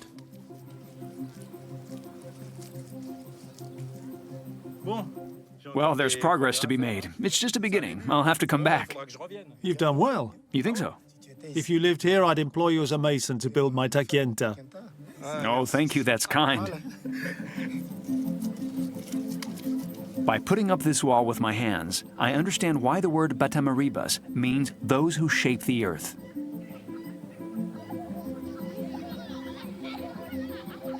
The takientas, massive and majestic, express the constructive ingenuity and the symbolic richness of this earthen architecture, which the Batamaribas have managed to preserve.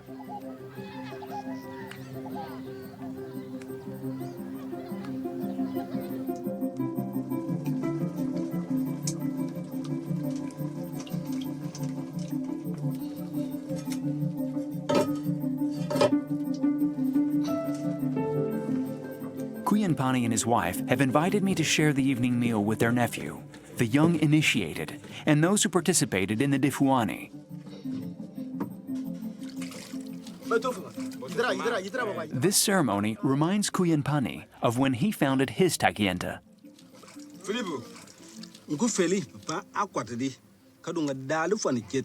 When I was initiated, I already had an idea of how I wanted to found my family. And my parents already wanted to give me some land to build my takienta and find a wife. They watched over me discreetly. Their aim was that I should understand all the problems that life can bring.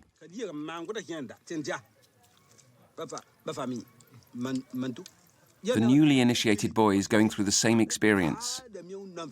The path towards becoming an authentic Batamariba. The takienta is at the center of our lives, our beliefs. So the building of it is a test.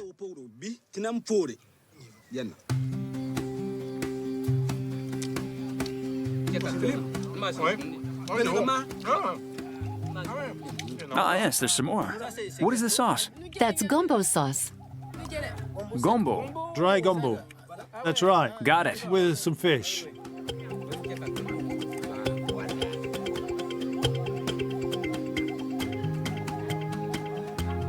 At the end of my journey, I understand that for the Batamaribas, the takienta is much more than a house. It's the place around which the relationships between men and women are organized, but also those between the living and the dead.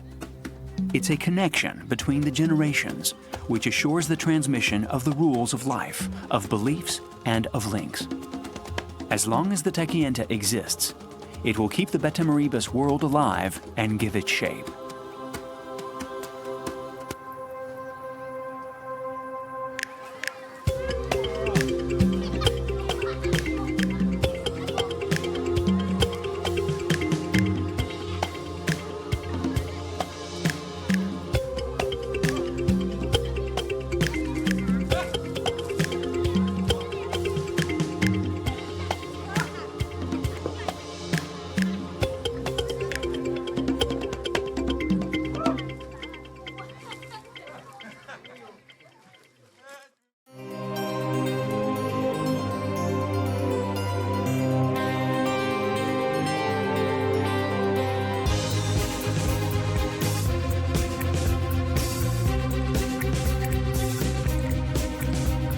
My name's Phillipe.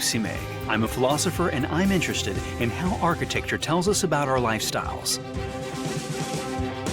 I'll take you to explore the most singular habitats on the planet, to discover the meaning behind them and to share in their riches.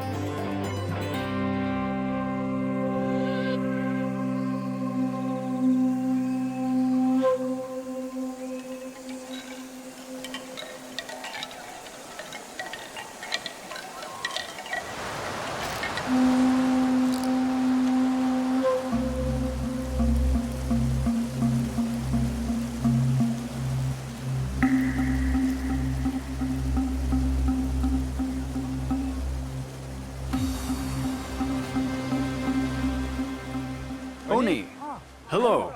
Hello, Phillipe. It's a very impressive bridge made of bamboo. We brought the bamboo from my village and built the bridge, as it's the only way to cross the river. Otherwise, we couldn't get to the main village. Is your village far from here? A bit further on. Follow me. Okay, let's go.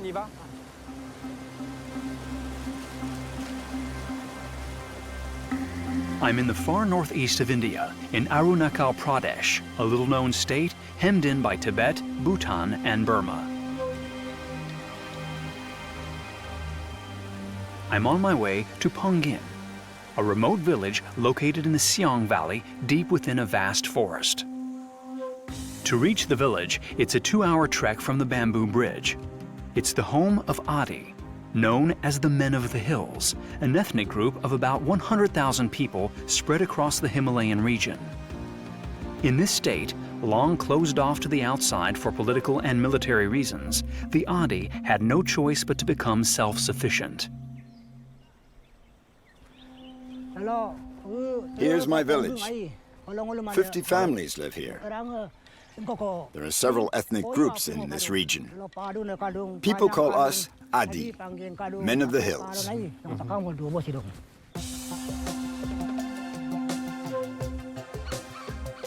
The Adi have learned to live with a local material, bamboo. They use it to build the framework and walls of their homes, but also their furniture.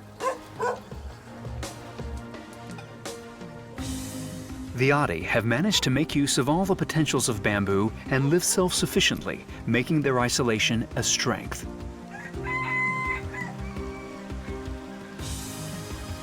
Renewable and free, bamboo is a precious resource for them and at the heart of a unique environmental and social ecosystem.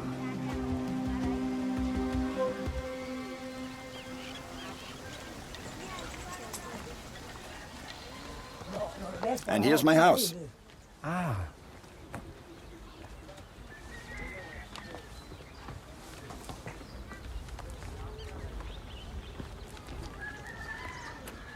Oh yes, you can see everything's in bamboo. The framework, but also the panels. Is this bark? All our houses are constructed with bamboo. Even the walls and floors are in bamboo. We split the bamboo in two and then weave it together. We don't use any metal or nails. We use only bamboo for the construction. It's very beautiful because it makes geometric patterns all over the walls. Come in. I'll show you the inside. Okay, thanks.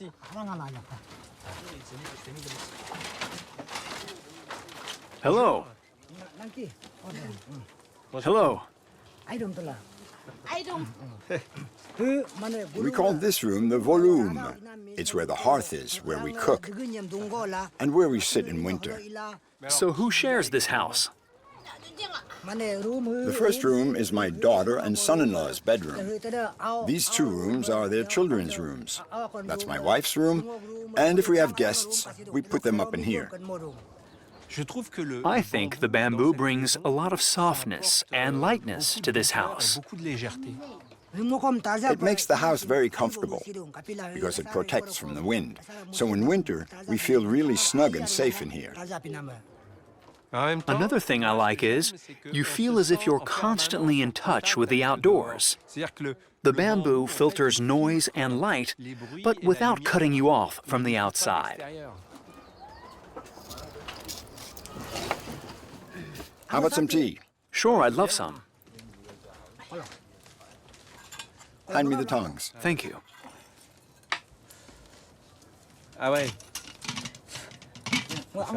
When you drink a cup of hot tea, it gives you strength.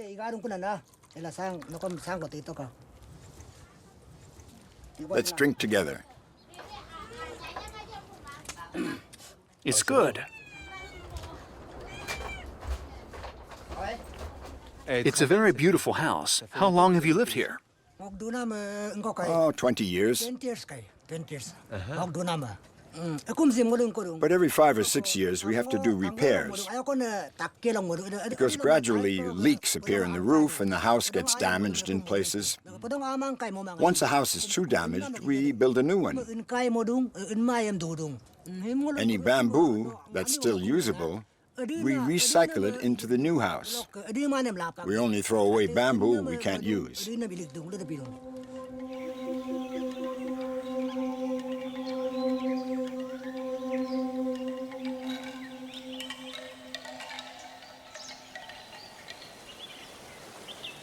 In the heart of this remote region, the Adi, of Tibeto-Burman origin, are either animists or Christians. They seem to have escaped the great movements in Indian history.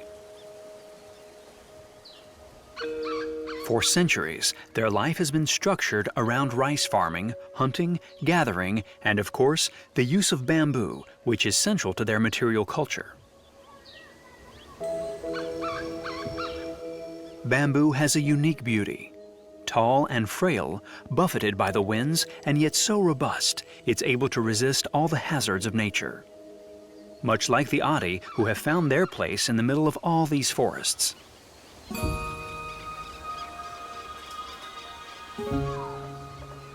Bamboo has numerous qualities, but the most important is that it grows incredibly fast, from 30 centimeters to 1 meter a day.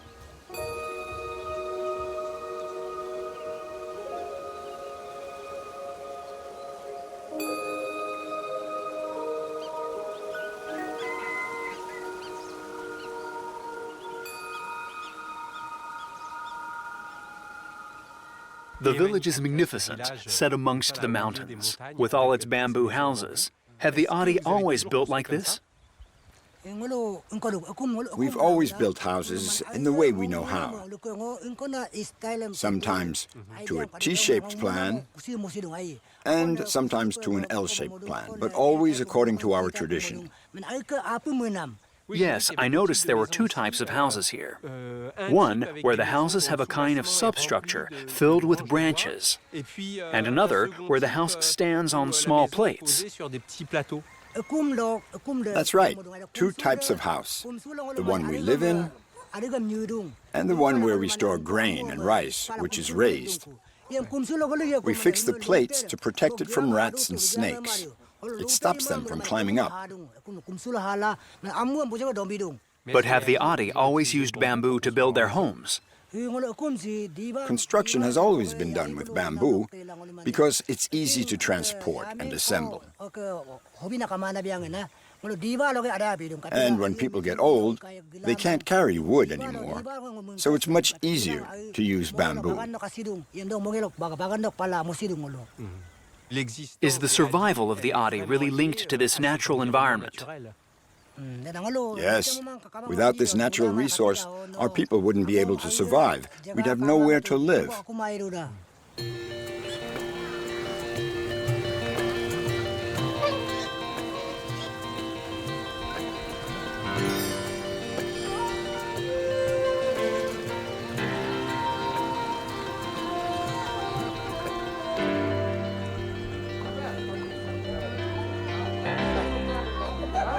Ghani Zaman is one of a generation of Indian architects who wants to combine local traditions with the techniques of modern engineering. A renowned specialist, he has dedicated his life to bamboo. He visits the Adi to learn more and swap knowledge with the people who, since learning how to walk, live for and with bamboo.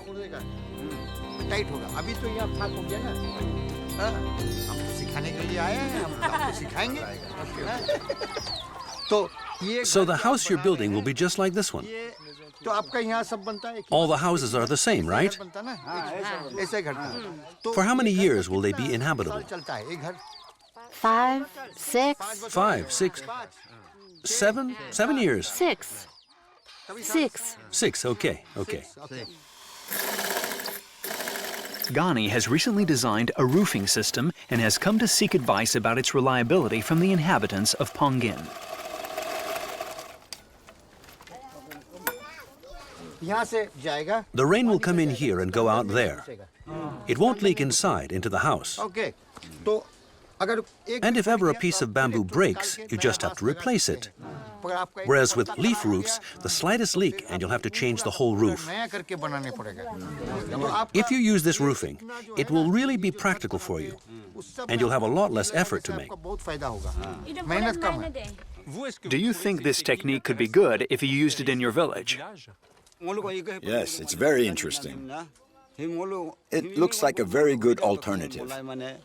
We won't have to change the leaves, and we'd save a lot of time. Plus, it'll last much longer. Sure. In Pongin, everyone is curious to discover new techniques and ready to share their know-how. Around the village, there aren't vast bamboo forests, just small plots. But they meet the needs of all the inhabitants and allow them to be self-sufficient. For the Adi, everything is a machete's length away. A new house needs to be built. All the men join in. I accompany them to a bamboo plantation on the edge of the village.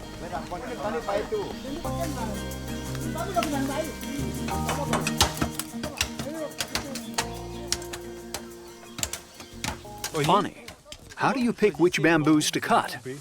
If we cut them during the full moon, it's no good, because that's when they have the highest quantity of sugar, and that attracts insects. So we wait until the third day after the full moon before cutting them.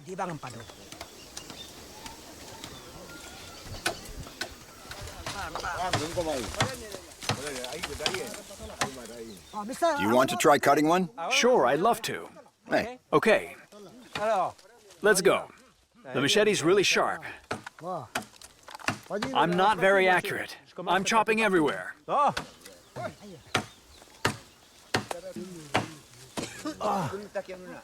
It's not easy. Almost there. Chop at this angle. Like this? Backhand. I thought it was the age of the bamboo that mattered. You can't cut bamboo before it's 2 years old. We can tell its age from its bark. Look at this one. Smooth and clean. So it's a baby bamboo. On the older plants, you can see black marks. As they grow, the bark becomes rougher. To build a house, how many bamboos like this do you need? Because they're really big. We estimate the number of bamboo plants we need instinctively. So, first and foremost, I listen to my heart. But I do know that for a small house, you need about 50. To build a large house, you need about 100.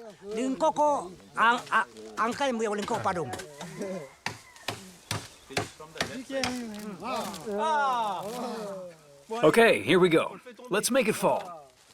Thanks.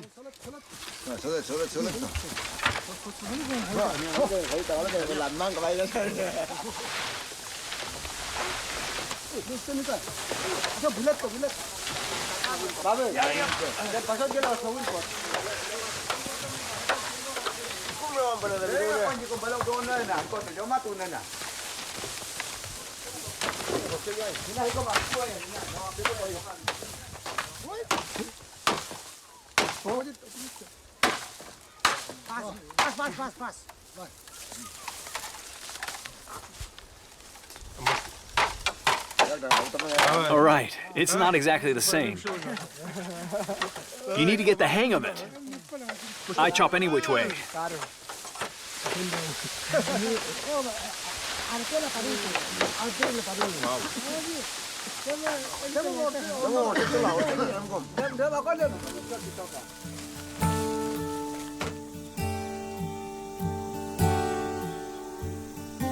Bamboo poles are light and easy to carry. Like worker ants, in less than an hour, we bring back the necessary quantity of bamboo to build the new house.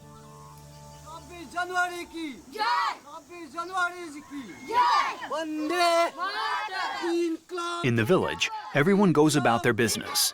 Whether it's school lessons, cooking, or farming, the Adi lead a structured life based around family and community activities.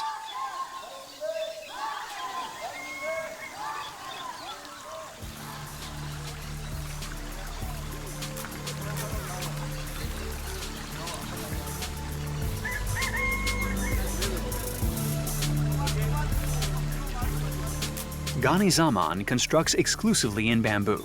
The renowned architect has set himself the task of showing that it is possible to reappropriate this rarely used material and to make the pillar of a new type of architecture. In the world, we have about 1,700 species of bamboo, out of which 900 species grow in the Northeast India. So why should I not be here?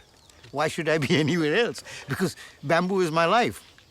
And I need to work with bamboo and show the developed countries to what you have done to the world and destroyed it with your CO2s and all the gases that you've given up. We, in the Northeast, have the answer to your problem. So I'm here and I'm exploring that. Why did you choose bamboo as your main material?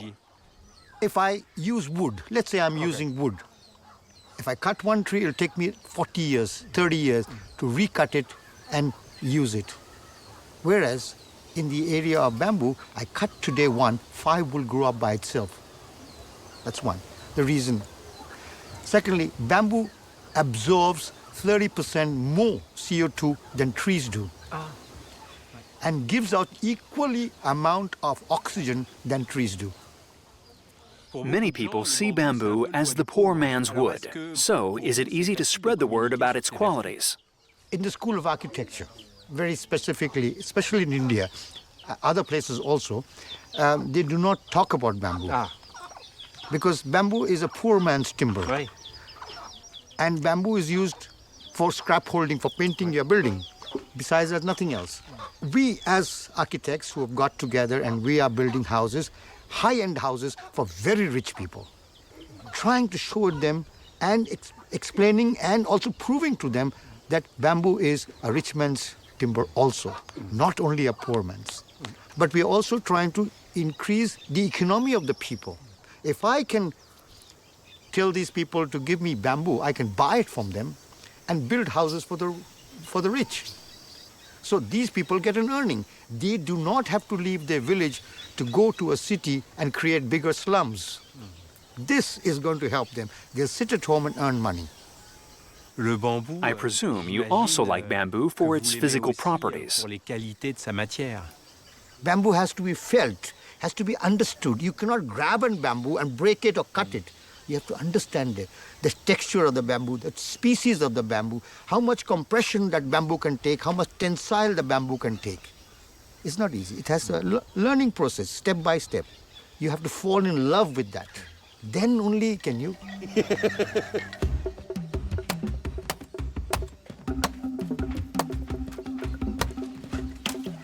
The house is being built for Biling, and it's a genuine collective undertaking.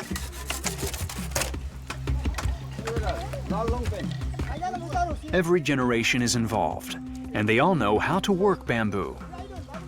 Everything is used, and nothing is thrown away.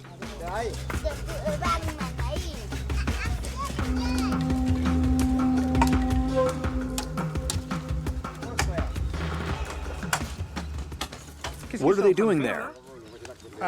What they're doing here is splitting the bamboo. Okay. And you can see they are going to make it into a flat. This is the flooring. This also will be made into a wall, weaving it into the wall. This is a technique which is it is common to all tribals of Northeast India. Everyone will do it. Because this is one of the most sustainable flooring system or walling system you can get. Okay. Okay, now he's go to the next one. See the node. The node he breaks here and it goes right to the next node. It's splitting more and more. Because the bamboo has long fibers, unlike wood. Wood has got short fiber. The bamboo has long fiber. Because of the fiber, the tensile of bamboo is very, very good. They've taken the split bamboo and made it into a floor. So this has got the tensile and it's got a springy motion. So you're not actually walking on hard concrete floor. You walk the feet, on the bottom of your feet, you have nerve endings. Right. That gets massaged. A foot massage. Yeah. Then the tying. You can see the tying is being done with cane. With this? This is the skin of the bamboo. They will use it as a rope. But it needs to dry. Yes. And the more they tie it, the more drier it gets, the tighter it will become. I see. Oni, working hard? Everything is tied together like that? As it is, okay? And they will use the tree, the palm tree leaf. Those? Yeah. They will use that, and it is very good for waterproofing. It's all local resources. Everything grows right here. Now, if you look at the foundation, it's not very deep foundation. It's a light foundation. You can tell they don't have to dig very deep. They will go in this much into the ground. Just, yeah, about 1 foot down. Now, you can see that they have cut into the U shape. U shape, like this. So they can fix other pieces of bamboo inside. How long does it take them to build a house like this? This one will take about 2 days. 2 days. Is that all? That's all, complete, 2 days. Wow. So if you're going to get married and you want to shift in with your wife to a new house for your honeymoon, they will build it for you. 2 days. Yes, boss. Only for you two. Just don't make a racket, huh? Fantastic.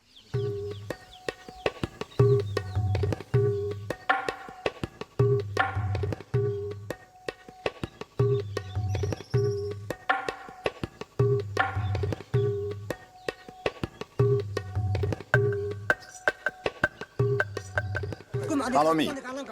It's finished, huh? It's magnificent. Good evening. Good evening. Ah, so you're all dressed up. Yes, it's our feast day dress. It's very beautiful. Really, really nice. Can we see the house? It looks superb from here. Go inside. It's brand new. I'll go take a look. Go on, go on. Go right in. Okay, I'll take a look. You're welcome. Can I go in?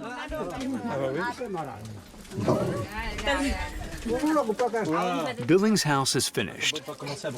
According to tradition, all of the villagers gather for a ceremony. Hello.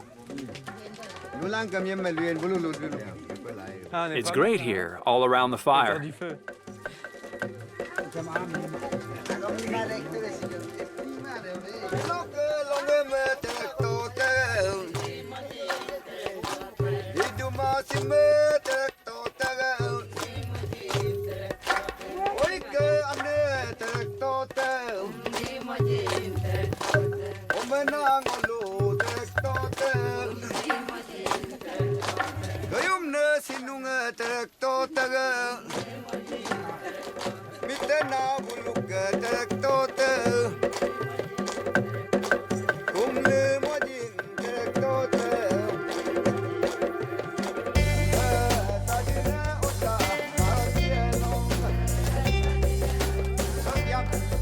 We have much to learn from the lifestyle of the Adi. They have managed to turn their isolation into a real strength by taking advantage of bamboo. With this material alone, natural, long-lasting, and sustainable, they have adapted to their environment.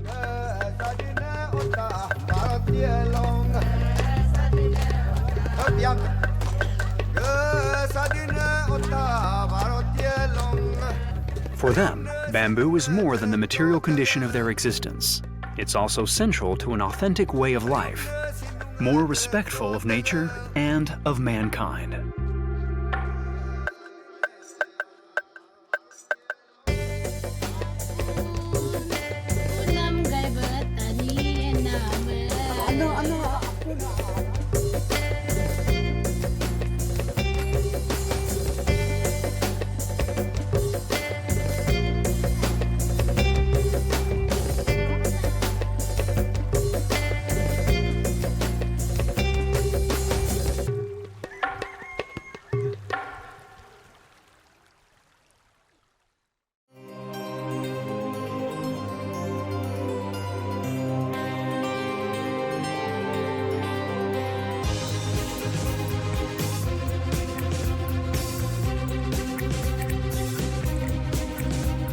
My name's Phillipe. I'm a philosopher, and I'm interested in what architecture can tell us about our lifestyles. I'll take you to explore some of the most remarkable habitats on the planet in order to discover their meaning and to share their riches.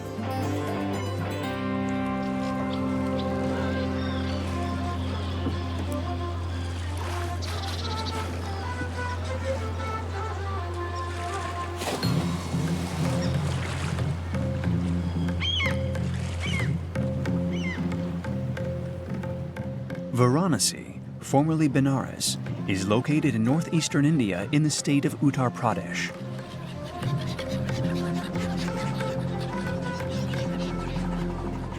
Crossed by the river Ganges, it is the holy city of India. Up to 1 million pilgrims come here to purify themselves every year.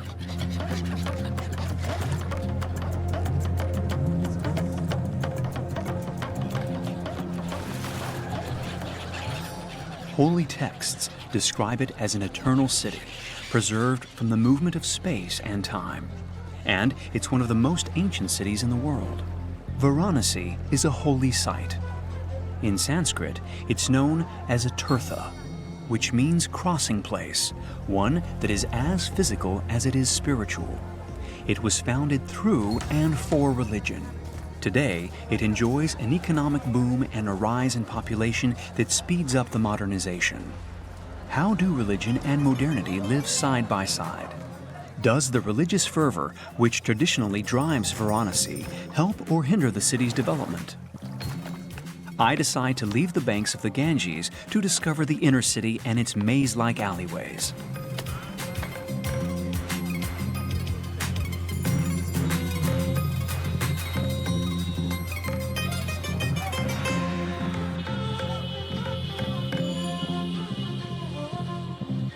As I leave the river, I enter the mayhem of a city of over 3 million inhabitants, fast-moving, noisy, and crowded.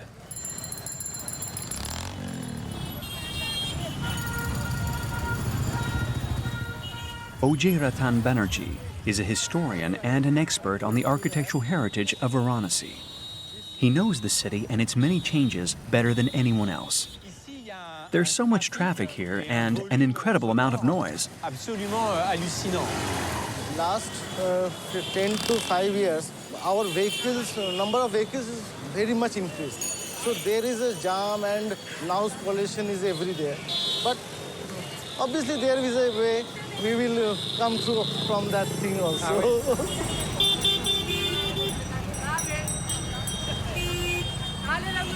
This city is about 3,000 years old. Gradually, it develops in the southward side, adjacent to Ganga. When did this very modern city develop? Presently, you are seeing some are 50 years back old, or some are 25 years old, and some are very modern. The city has already expanded beyond its original boundaries. Do you think that it will expand even further? Because our city is growing rapidly. And as you know that there is two boundaries are there. One is administrative boundary, one is spiritual boundary. The spiritual boundary. Yes, yes. Spiritual boundary is there, okay, because it is very big, it covers very big area. But gradually our administrative boundaries develop their spaces.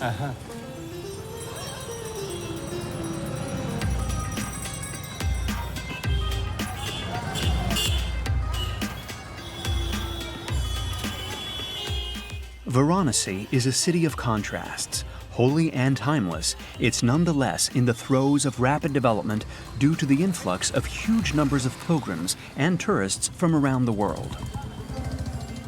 I wonder if these constant transformations are affecting the city's spiritual dimension.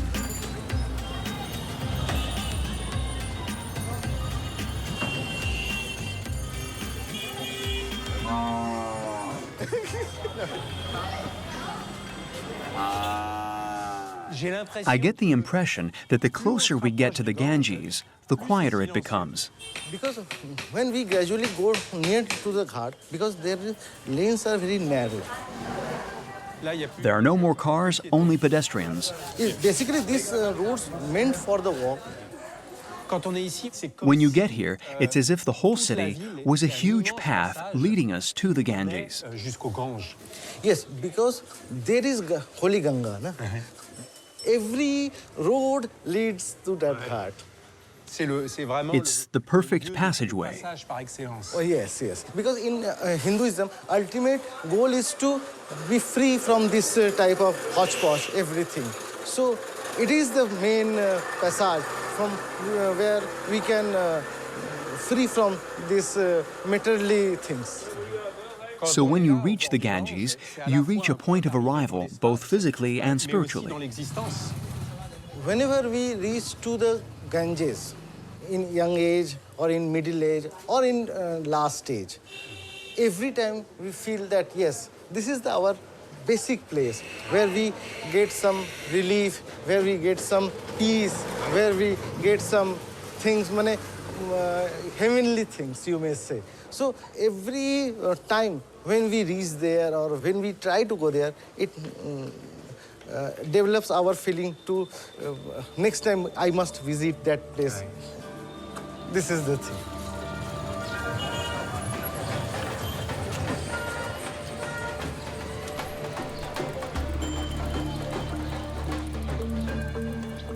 It's on the Ghats, a long series of steps on the riverbank, that the religious life of Varanasi is concentrated. This unparalleled architectural ensemble, which follows the topography of the river, brings the inhabitants closer to the sacred waters of the Ganges.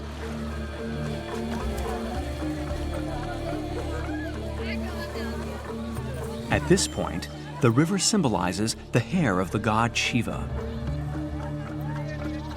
Many people come here to purify themselves or to be cremated on traditional funeral pyres.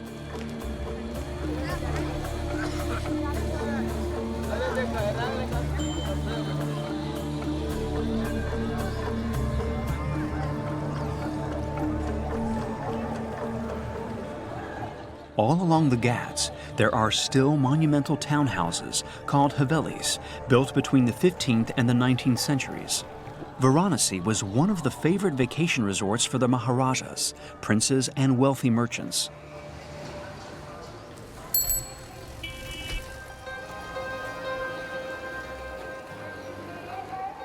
But behind this apparent splendor, the back streets of the city reveal its fragile nature.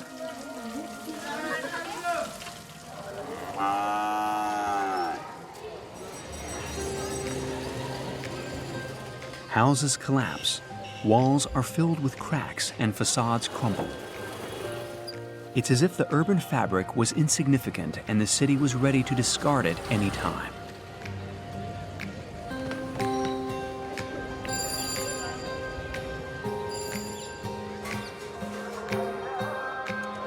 The havelis along the Ganges are no longer the homes of the wealthy. Families who are struggling to pay for their upkeep now live there.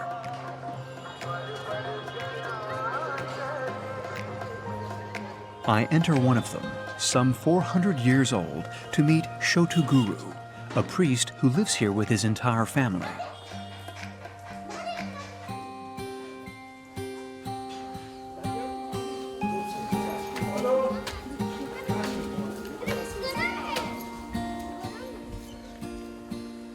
Hello.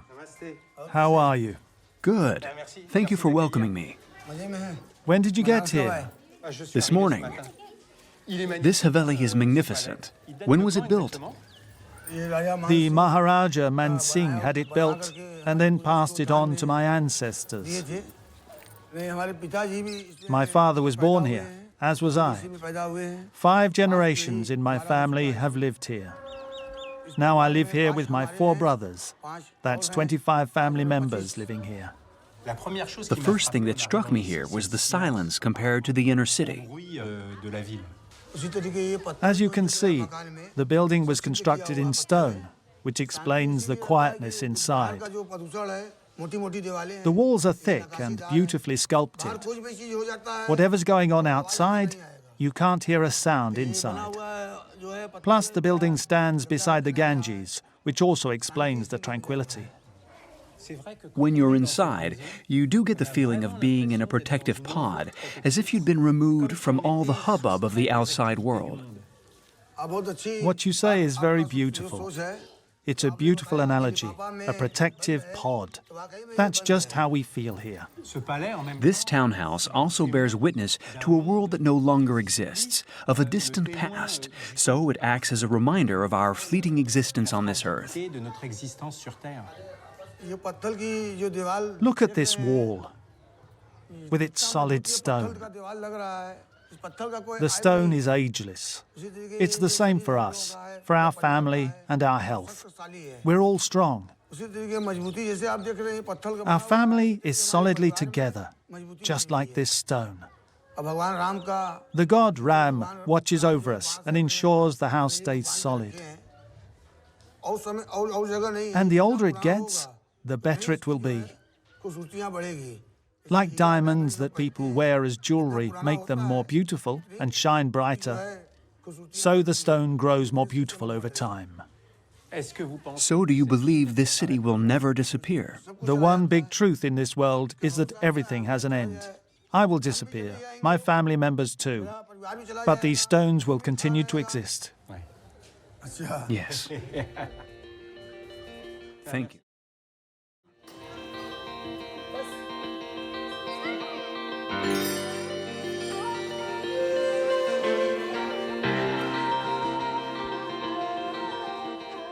While everything seems to be crumbling around us, I'm astonished at Chotuguru's confidence in the long-lasting nature of architecture.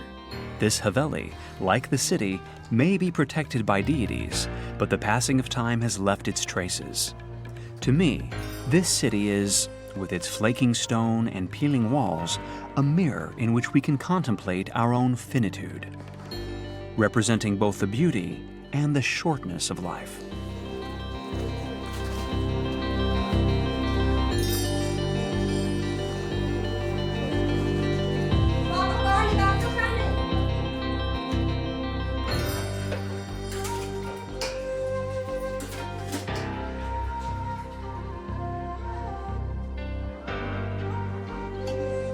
This material obsolescence doesn't seem to affect the thousands of pilgrims who flock to the city urged on by a spiritual quest. I want to know what they find in Varanasi. Guru Ravi Shankar, Chotuguru's uncle and a priest too, has agreed to discuss this with me. To many pilgrims, Varanasi is a compulsory passing point in their spiritual quest. What do people seek and find here? It's an ancient city, a city of culture, a city of religion. People come here from all over India to seek benediction. People of all religions, because even the gods of other faiths live here. 33 million deities live here. All pilgrims who come here do so with a distinct feeling, their own inner feeling. After strolling around here and looking around them, they feel at peace. Peace of soul is what is most important. If the soul is in peace, you're on the right path to nirvana. How do you view the effects of time on this city? It's a very ancient city. You can still see very old buildings, like this Haveli, which is over 400 years old. All the Maharajas came here, and each of them built a monument or a mansion. Each of them made his mark before leaving. At the same time, these townhouses and the ghats are gradually crumbling away. What will remain of Varanasi once all that has gone? What's happening today is that people want to replace everything that's old by new things. Such changes are very troubling. Demolishing is a big mistake. Anybody can demolish, but not everyone knows how to build. If somebody has built something, we have no right to demolish it. If something was created and placed here, we have no right to move it. Let's forget change for the moment. In your mind, what is there that's permanent in Varanasi? If there are floods and hurricanes, everything may fall down on its own, then man can rebuild everything. But spirituality and culture will survive. These have been the true foundations of the city since the beginning.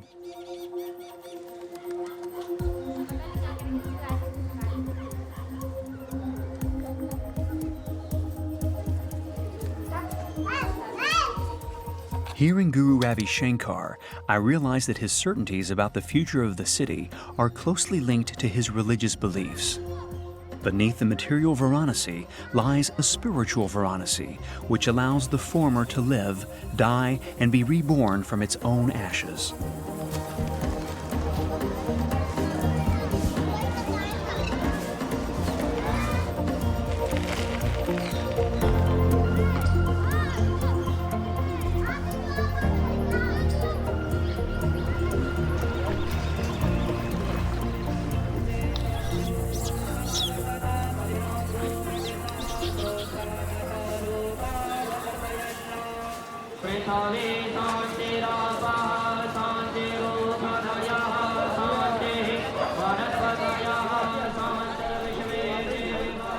To better understand this religious zeal, I go down to the Dasasvamedha Ghat to observe Ganga Arti, a ceremony that takes place every day at sunset.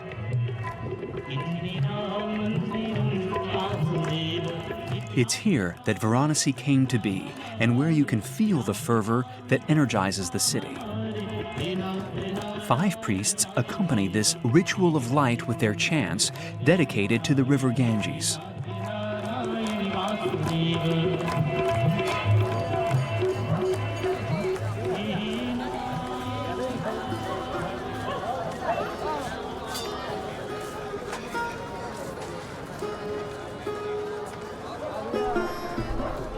I'm somewhat overwhelmed by this spiritual effervescence, and I finally grasp what should have been an evident paradox. Here, everything is both in constant motion and still at the same time. Everything changes, yet nothing does. It's as if time had been suspended.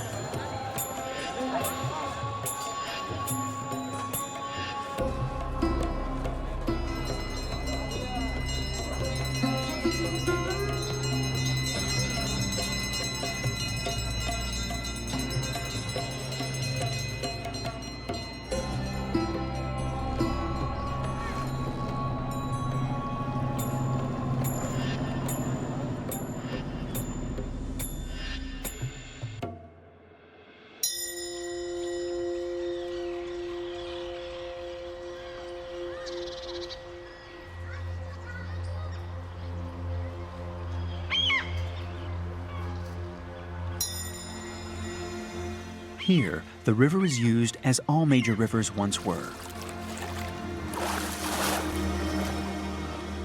Every morning, at daybreak, the banks of the Ganges come to life. The people of Varanasi come here to carry out their ordinary daily tasks, like bathing and washing clothes. The city's holy nature transpires in every single act carried out by the inhabitants of Varanasi.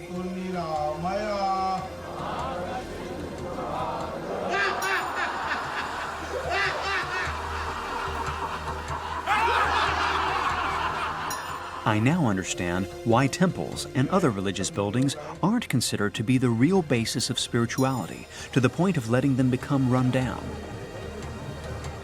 But OJ has been fighting for years to preserve this heritage, which is threatened by the city's modernization, and to ensure that these remarkable monuments are safeguarded.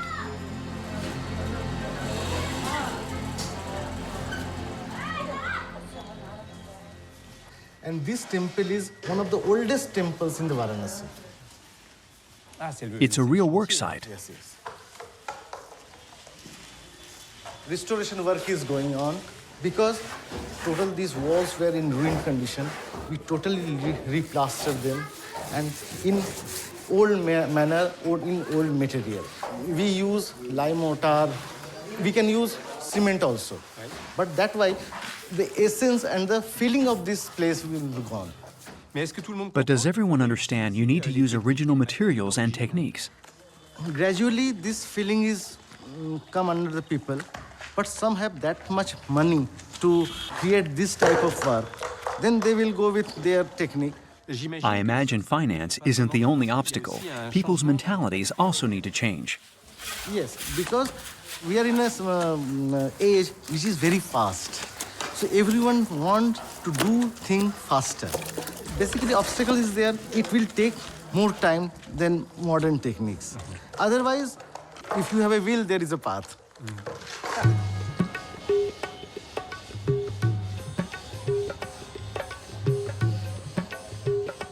For OJ, this type of work is a race against the clock. He hopes to be able to change mentalities and convince people of the importance of restoring the old temples and townhouses.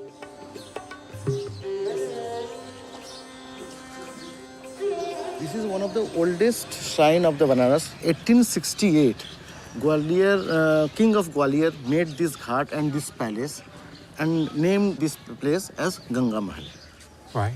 There are many tenants in this house. They occupied all the things. Gradually, after passing of time, they don't maintain it. Why? Because lack of manpower and many things. In 2011, the upper part and that bastion was collapsed. Ah bon? Really? D'accord. Because of non-maintenance and termite. And then we started restoration in 2012. The bastion up there. That bastion. Oh yes, I can see some parts still need to be restored. It is a big process because, you know, we are making everything manually. Heavy machines are not here. So it will take some time and gradually we will complete this project. How long would it take to restore this building? I think 2 years. When you see all these buildings, you realize that not only the passage of time, but also the passage of man, all the pilgrims that pass through here, have a profound effect on the city. Our city was invaded by 5 times. So we have Hindu culture, Muslim culture, in fact, modern Christian culture and European culture also. Do you mean that the architecture of Varanasi soaks up history rather than rejects it? Our city has a complete museum of architecture. We have 1,000 years old temple in our town. Gradually we have many mosques and many palaces. So we have continuation of 2,500 years of architecture. Since I got here, I've met priests who told me the city would never be destroyed because it's protected spiritually. In our belief, this city is immortal. We believe in that because I am a Hindu. Okay. But in Hinduism, there is medicines. This is a type of medicine, you may say, to protect our heritage and our old structures.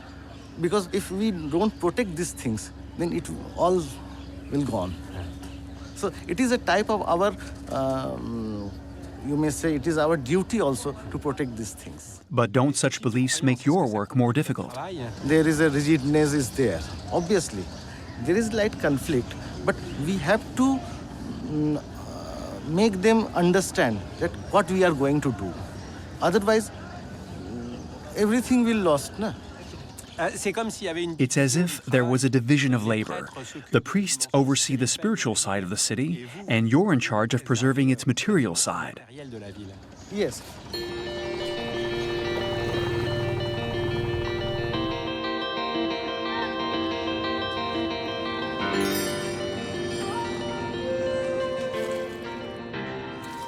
At the end of my visit, I begin to understand why some people say Varanasi will never disappear, despite the fact that everything seems to be on the verge of collapse.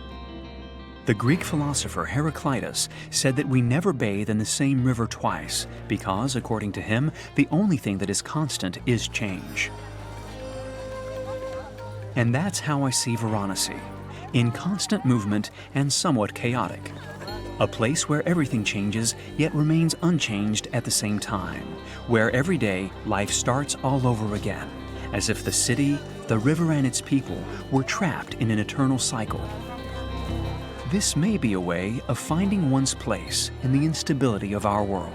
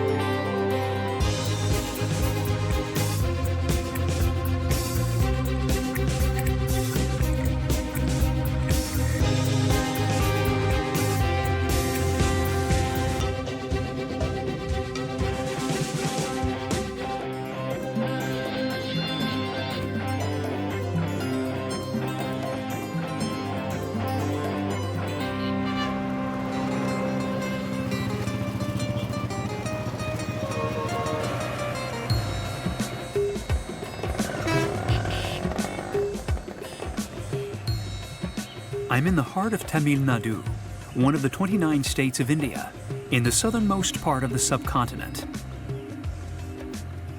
I'm on my way to Oroville, a township about 10 kilometers north of Pondicherry. The township was founded in 1968 on the initiative of a French woman, Mira Alfassa, known here simply as Mother. Oroville is a utopian community based around a search for human unity.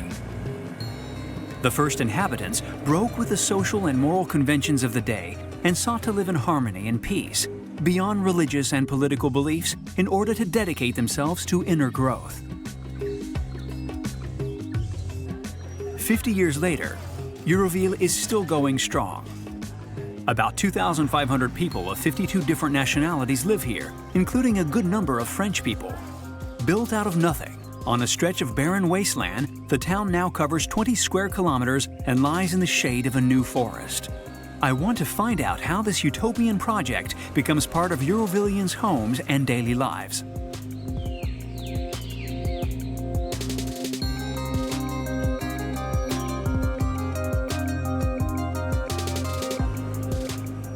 Kripa was born and raised in Oroville.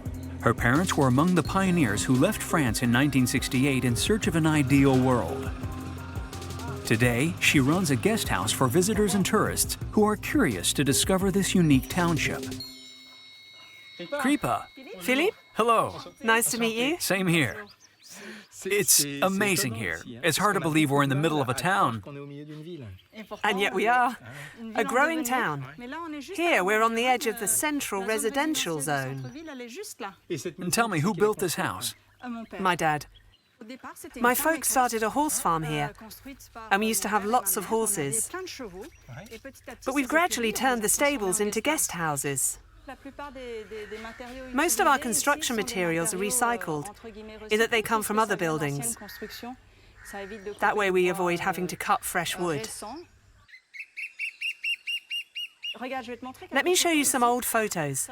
They'll give you an idea of the guest house's history. That was here? Yes, that was the first hut we lived in. That was really your home? Sure. It was totally barren, nothing at all? Absolutely nothing. Although in these photos, there are some plants and a bit of grass.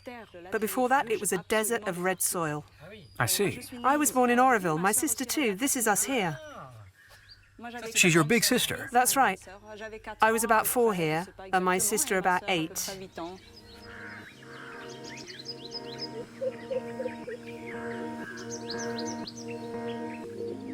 Hey, doggy. Julien? Hey, Julien. Hey, you. Come on. In you go. Just come in. Thanks.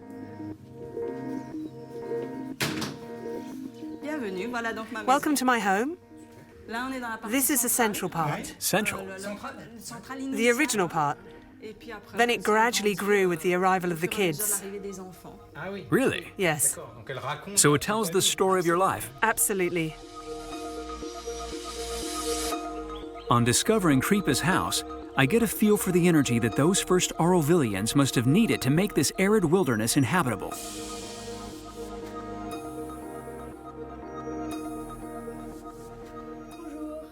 Hi. I'm Phillipe. Ishan. Hi, Ishan. So, Ishan, you go to school here? Yes, we call it transition school. It's for kids aged 7 to 14. What's interesting here is how you've all managed to reinvent your relationship with space. That's right. Years and years before there were any actual projects for collective residences, most people who settled here built their own homes. And it was said that it was this first living experience that allowed them to become an integral part of Auroville. So living no longer means finding a home, but reinventing the way you live among others. That's central to the development of Auroville. We're individuals within a collective. You have your own job to do as an individual, but you also contribute to the shared objectives of Aurovillian society. I guess that after 50 years, this utopia has changed a lot. The word utopia bothers me. That may have been one notion at the outset, but as you just said, we've been living here for 50 years, so it's no longer a utopia, but a reality. As you saw in the photos earlier, this was an arid plateau, but now there's a forest. And this space was meant for a new town to grow. There's a scale model at the visitors centre. We can go see it if you like. It'll give you a better idea of how the plateau was developed.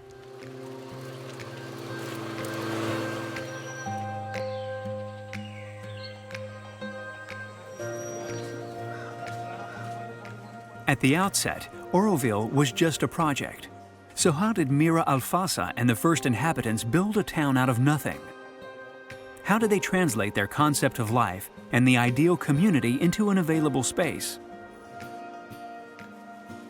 Phillipe explains that the township was planned around a physical and spiritual center, the Matrimandir, a symbol of individual and collective transformation. Mother worked in partnership with the French architect Roger Anger. She commissioned a plan of the township from him. He called the plan the Galaxy. The centre of Auroville is the Matrimandir, and from there are 4 zones radiating from the centre towards the outside. The residential zone, the cultural zone, the industrial zone, and the international zone. It's interesting, because utopias like this seem so dated now. The notion of attributing functions to separate large zones corresponds to the spatial thinking of the 1950s, which has pretty much disappeared now. Did the township actually develop like this? Not according to this plan, no. That doesn't exist, but the plan is nonetheless important for understanding how the town progressed. How you get somewhere is far more important than the actual result. Otherwise, you simply bring in bulldozers, machines, and concrete mixers, and you build a town in the way every other town has been built. But here, it's a human experience that counts. Yes, and that proves something that's fundamental to me, that a town isn't a perimeter containing an ensemble of things. It's primarily an experience, an individual experience, and at the same time, a collective experience. Absolutely.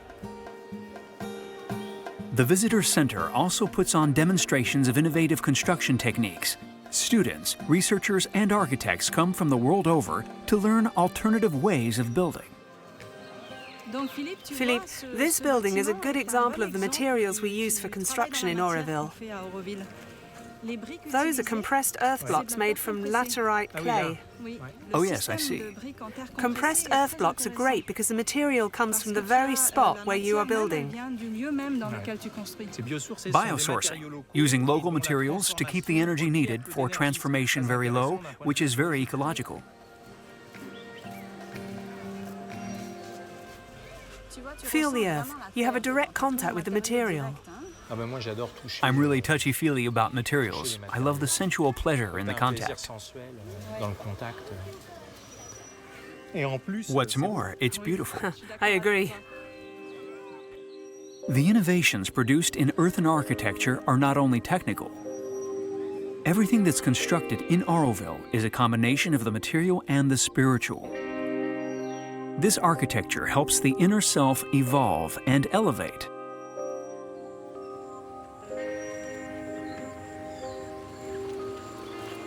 An individual approach, but one that serves the collective. So it's not by chance that the Matrimandir, a place for inner focus, was the first edifice to be raised in Auroville. And the entire township grew up around it. It's an absolutely amazing structure. It is. Was it constructed by the first inhabitants of Auroville? Yes, absolutely. The construction of the Matrimandir was an important social event in the history of Auroville. I guess it helped unite all the men and women who wanted to settle here. That's right. It's an expression of collectivity. It represents a society, a township. It's about trying to change things altogether, about taking things to a next step in our evolution. Is the Matrimandir a religious edifice? Not at all. There's no religion here. It isn't a temple as such. We have no rites, no priests, no clergy, no organizations of any kind. It's a place for contemplation, for getting in touch with your inner self. The Matrimandir is a unifying place and the beating heart of Auroville.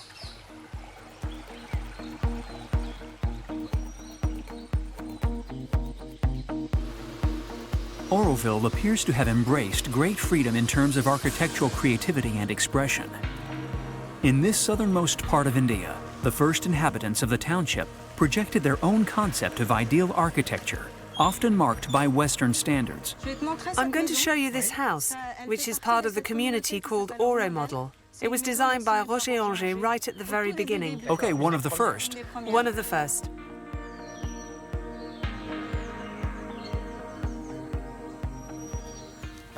They're beautiful houses. Yes. And this one was the first large house my folks constructed before moving to Sharanga, which he visited. It's marvelous. Here in Auro Model, my mum planted 50,000 trees. She did? Yes. That's amazing. The shapes are astonishing. Yes. We called them mushroom houses because they have a kind of cap on top. All right. The unexpected thing is, they're very luxurious villas, which isn't what you'd expect to find within a community lifestyle. Community doesn't mean equality at all costs in every area, like taste, needs or whatever. And basically, the interiors of these houses are very simple. This one was built in the 1970s, right at the beginning. You live here to be part of the research into the creation of beauty. That's always been key, and it's something that has always been present down the years. It's our guiding principle, producing beauty in every detail. And when you construct a house or finance the construction of one, it doesn't belong to you. We have no deeds of property here. Okay, so if I build a house with my own money, I can't pass it on to my children or to anyone else? No, because you're not the owner. You're the sole beneficiary of it and responsible for it, but if you leave Auroville, you can't sell it and leave with the money. However, if you move from here to somewhere else inside Auroville, you can retrieve a certain sum of money to put towards a new home, but it stays inside Auroville. Abandoning ownership may seem radical, but this approach seeks to rediscover the primary vocation of a home as a place of welcome and hospitality. It also promotes the search for creativity and beauty in their own right, without the ulterior motives of investment and profit.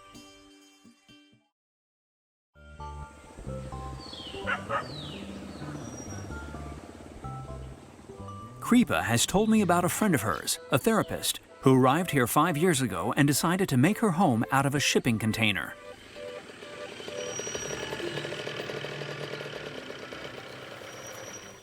Bonjour. Hello, I'm Phillipe. Welcome. Hi. Your house is amazing. Thank you. It is a shipping container, right? The idea is that it's temporary. It's impermanent, like we all are. So it's a way to start the development in this area, to bring presence in a place where it's needed. And yeah, it's just a starting point.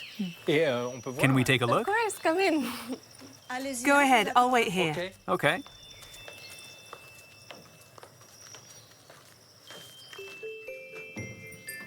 Ah. So, welcome. Super. Fantastic. Did you do all this yourself? Yes, and it wasn't easy. So the windows were cut out from the container walls and then turned into the walls that separate the rooms inside of the house. These grills were custom designed, so I drew them by hand, and then they were made by metal workers. And there are a lot of small touches. Yeah, I'm a creative person, so. Was it important for you to redefine your relationship with your habitat? Yes, it's very much linked to my life in Oroville, my work in Oroville, to be of service and to connect and to research the relationship between inner and outer reality. I see a very close connection. So in everything I do and everything I manifest, every relationship, it's really about exploring this connection between the two. And it's a spiritual journey as well, one with a lot of intention and idea behind it. So to understand myself better in my interactions, in what I create.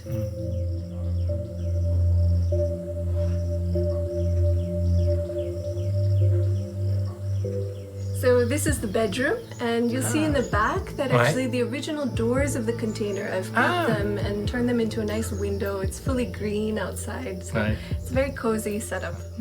Yeah, it's really cute. And large, too. Yes, for me it's good, yeah.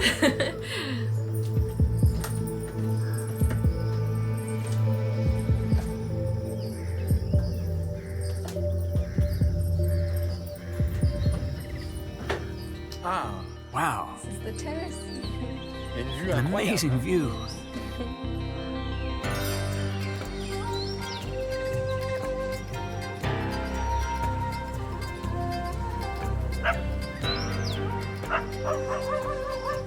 The creativity found in the houses of Oroville is also expressed in the life of its inhabitants.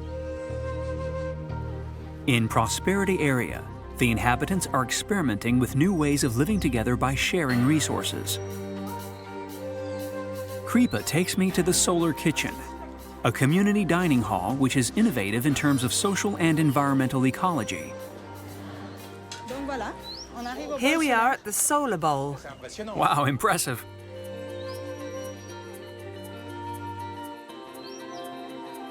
It has 1,100 mirrors. It's a system based on resistors. The oil in the resistors is heated by the sun. The hot oil is pumped down, and it heats water for cooking by steam. You always consider the best ways to fit in with your environment. Yes. The moment you add the word conscience into what you do, it naturally goes hand in hand with the environment.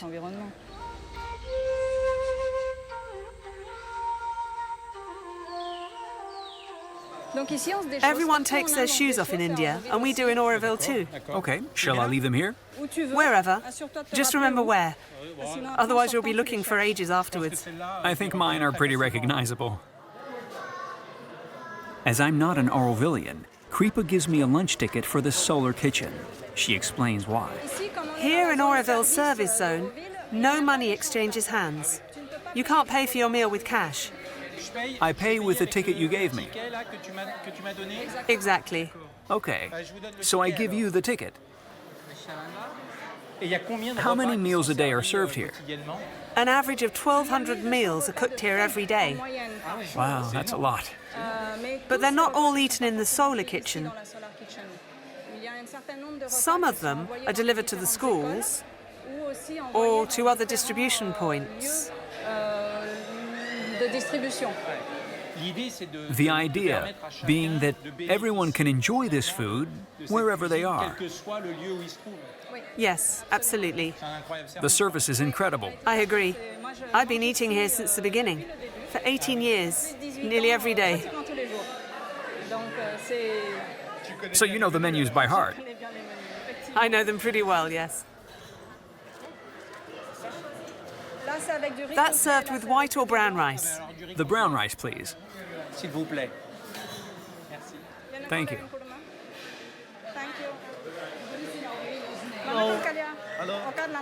You speak Tamil? Yes. Ah. This is Phillipe. Hello. Pleased to meet you. Phillipe. Well, bon appetit. Bon appetit.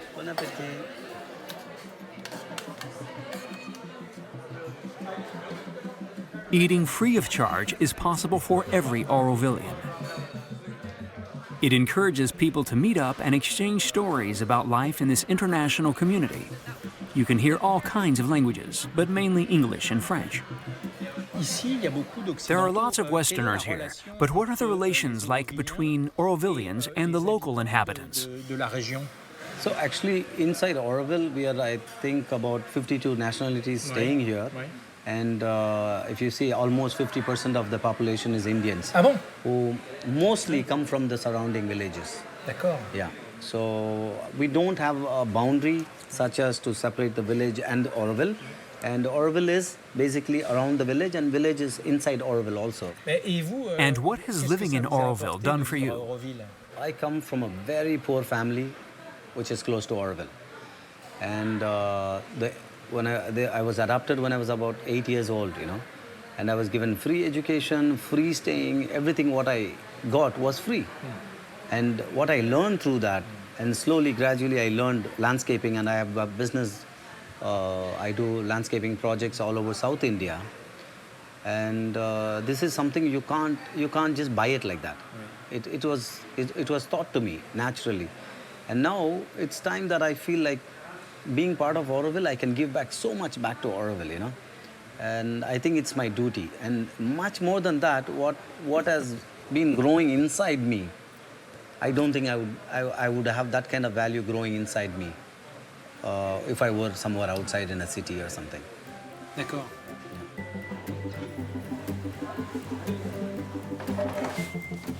After Auroville was founded, a number of experimental practices based on a gift economy were put in place. Some of them are now being trialed in other parts of the world.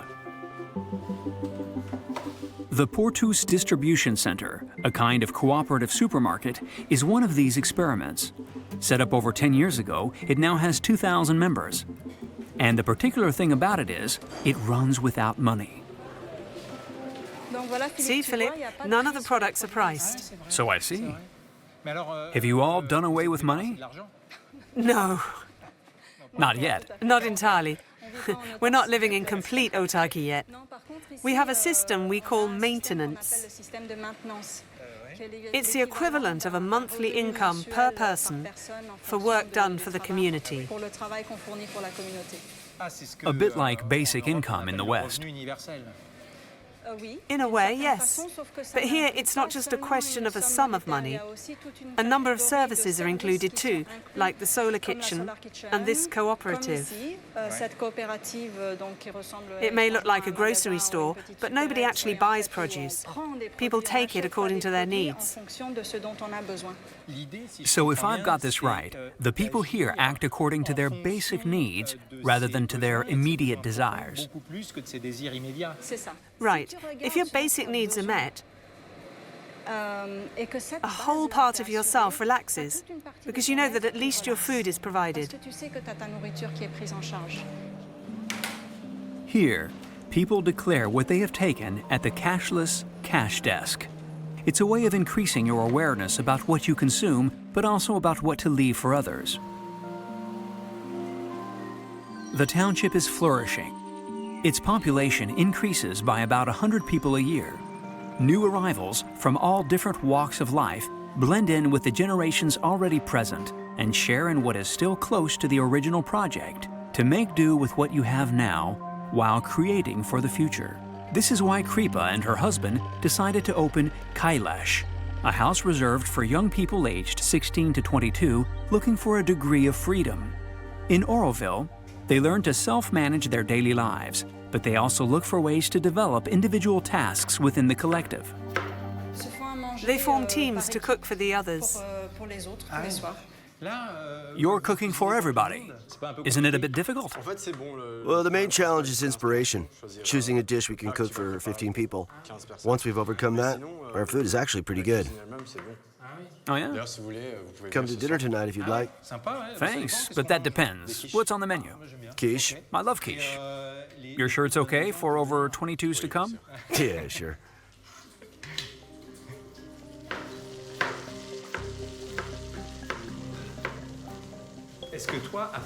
Following on from this experience, do you see yourself one day settling in Oroville? Yeah, as I was born and raised in Oroville, I've got a strong connection to it. So in my distant future, I think I want to come back and live here. But I do want to also go out into the world and explore and see how things are outside of Oroville, because Oroville is like a small bubble, and like you get everything together, but it's still its own. Yeah, I want to experience more. But it seems like a great place for like a child to grow up or something. So.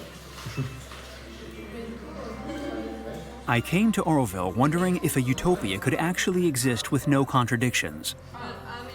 As I leave, I realize that 50 years after its founding, what gives Oroville its great vitality is the diversity of viewpoints inside it.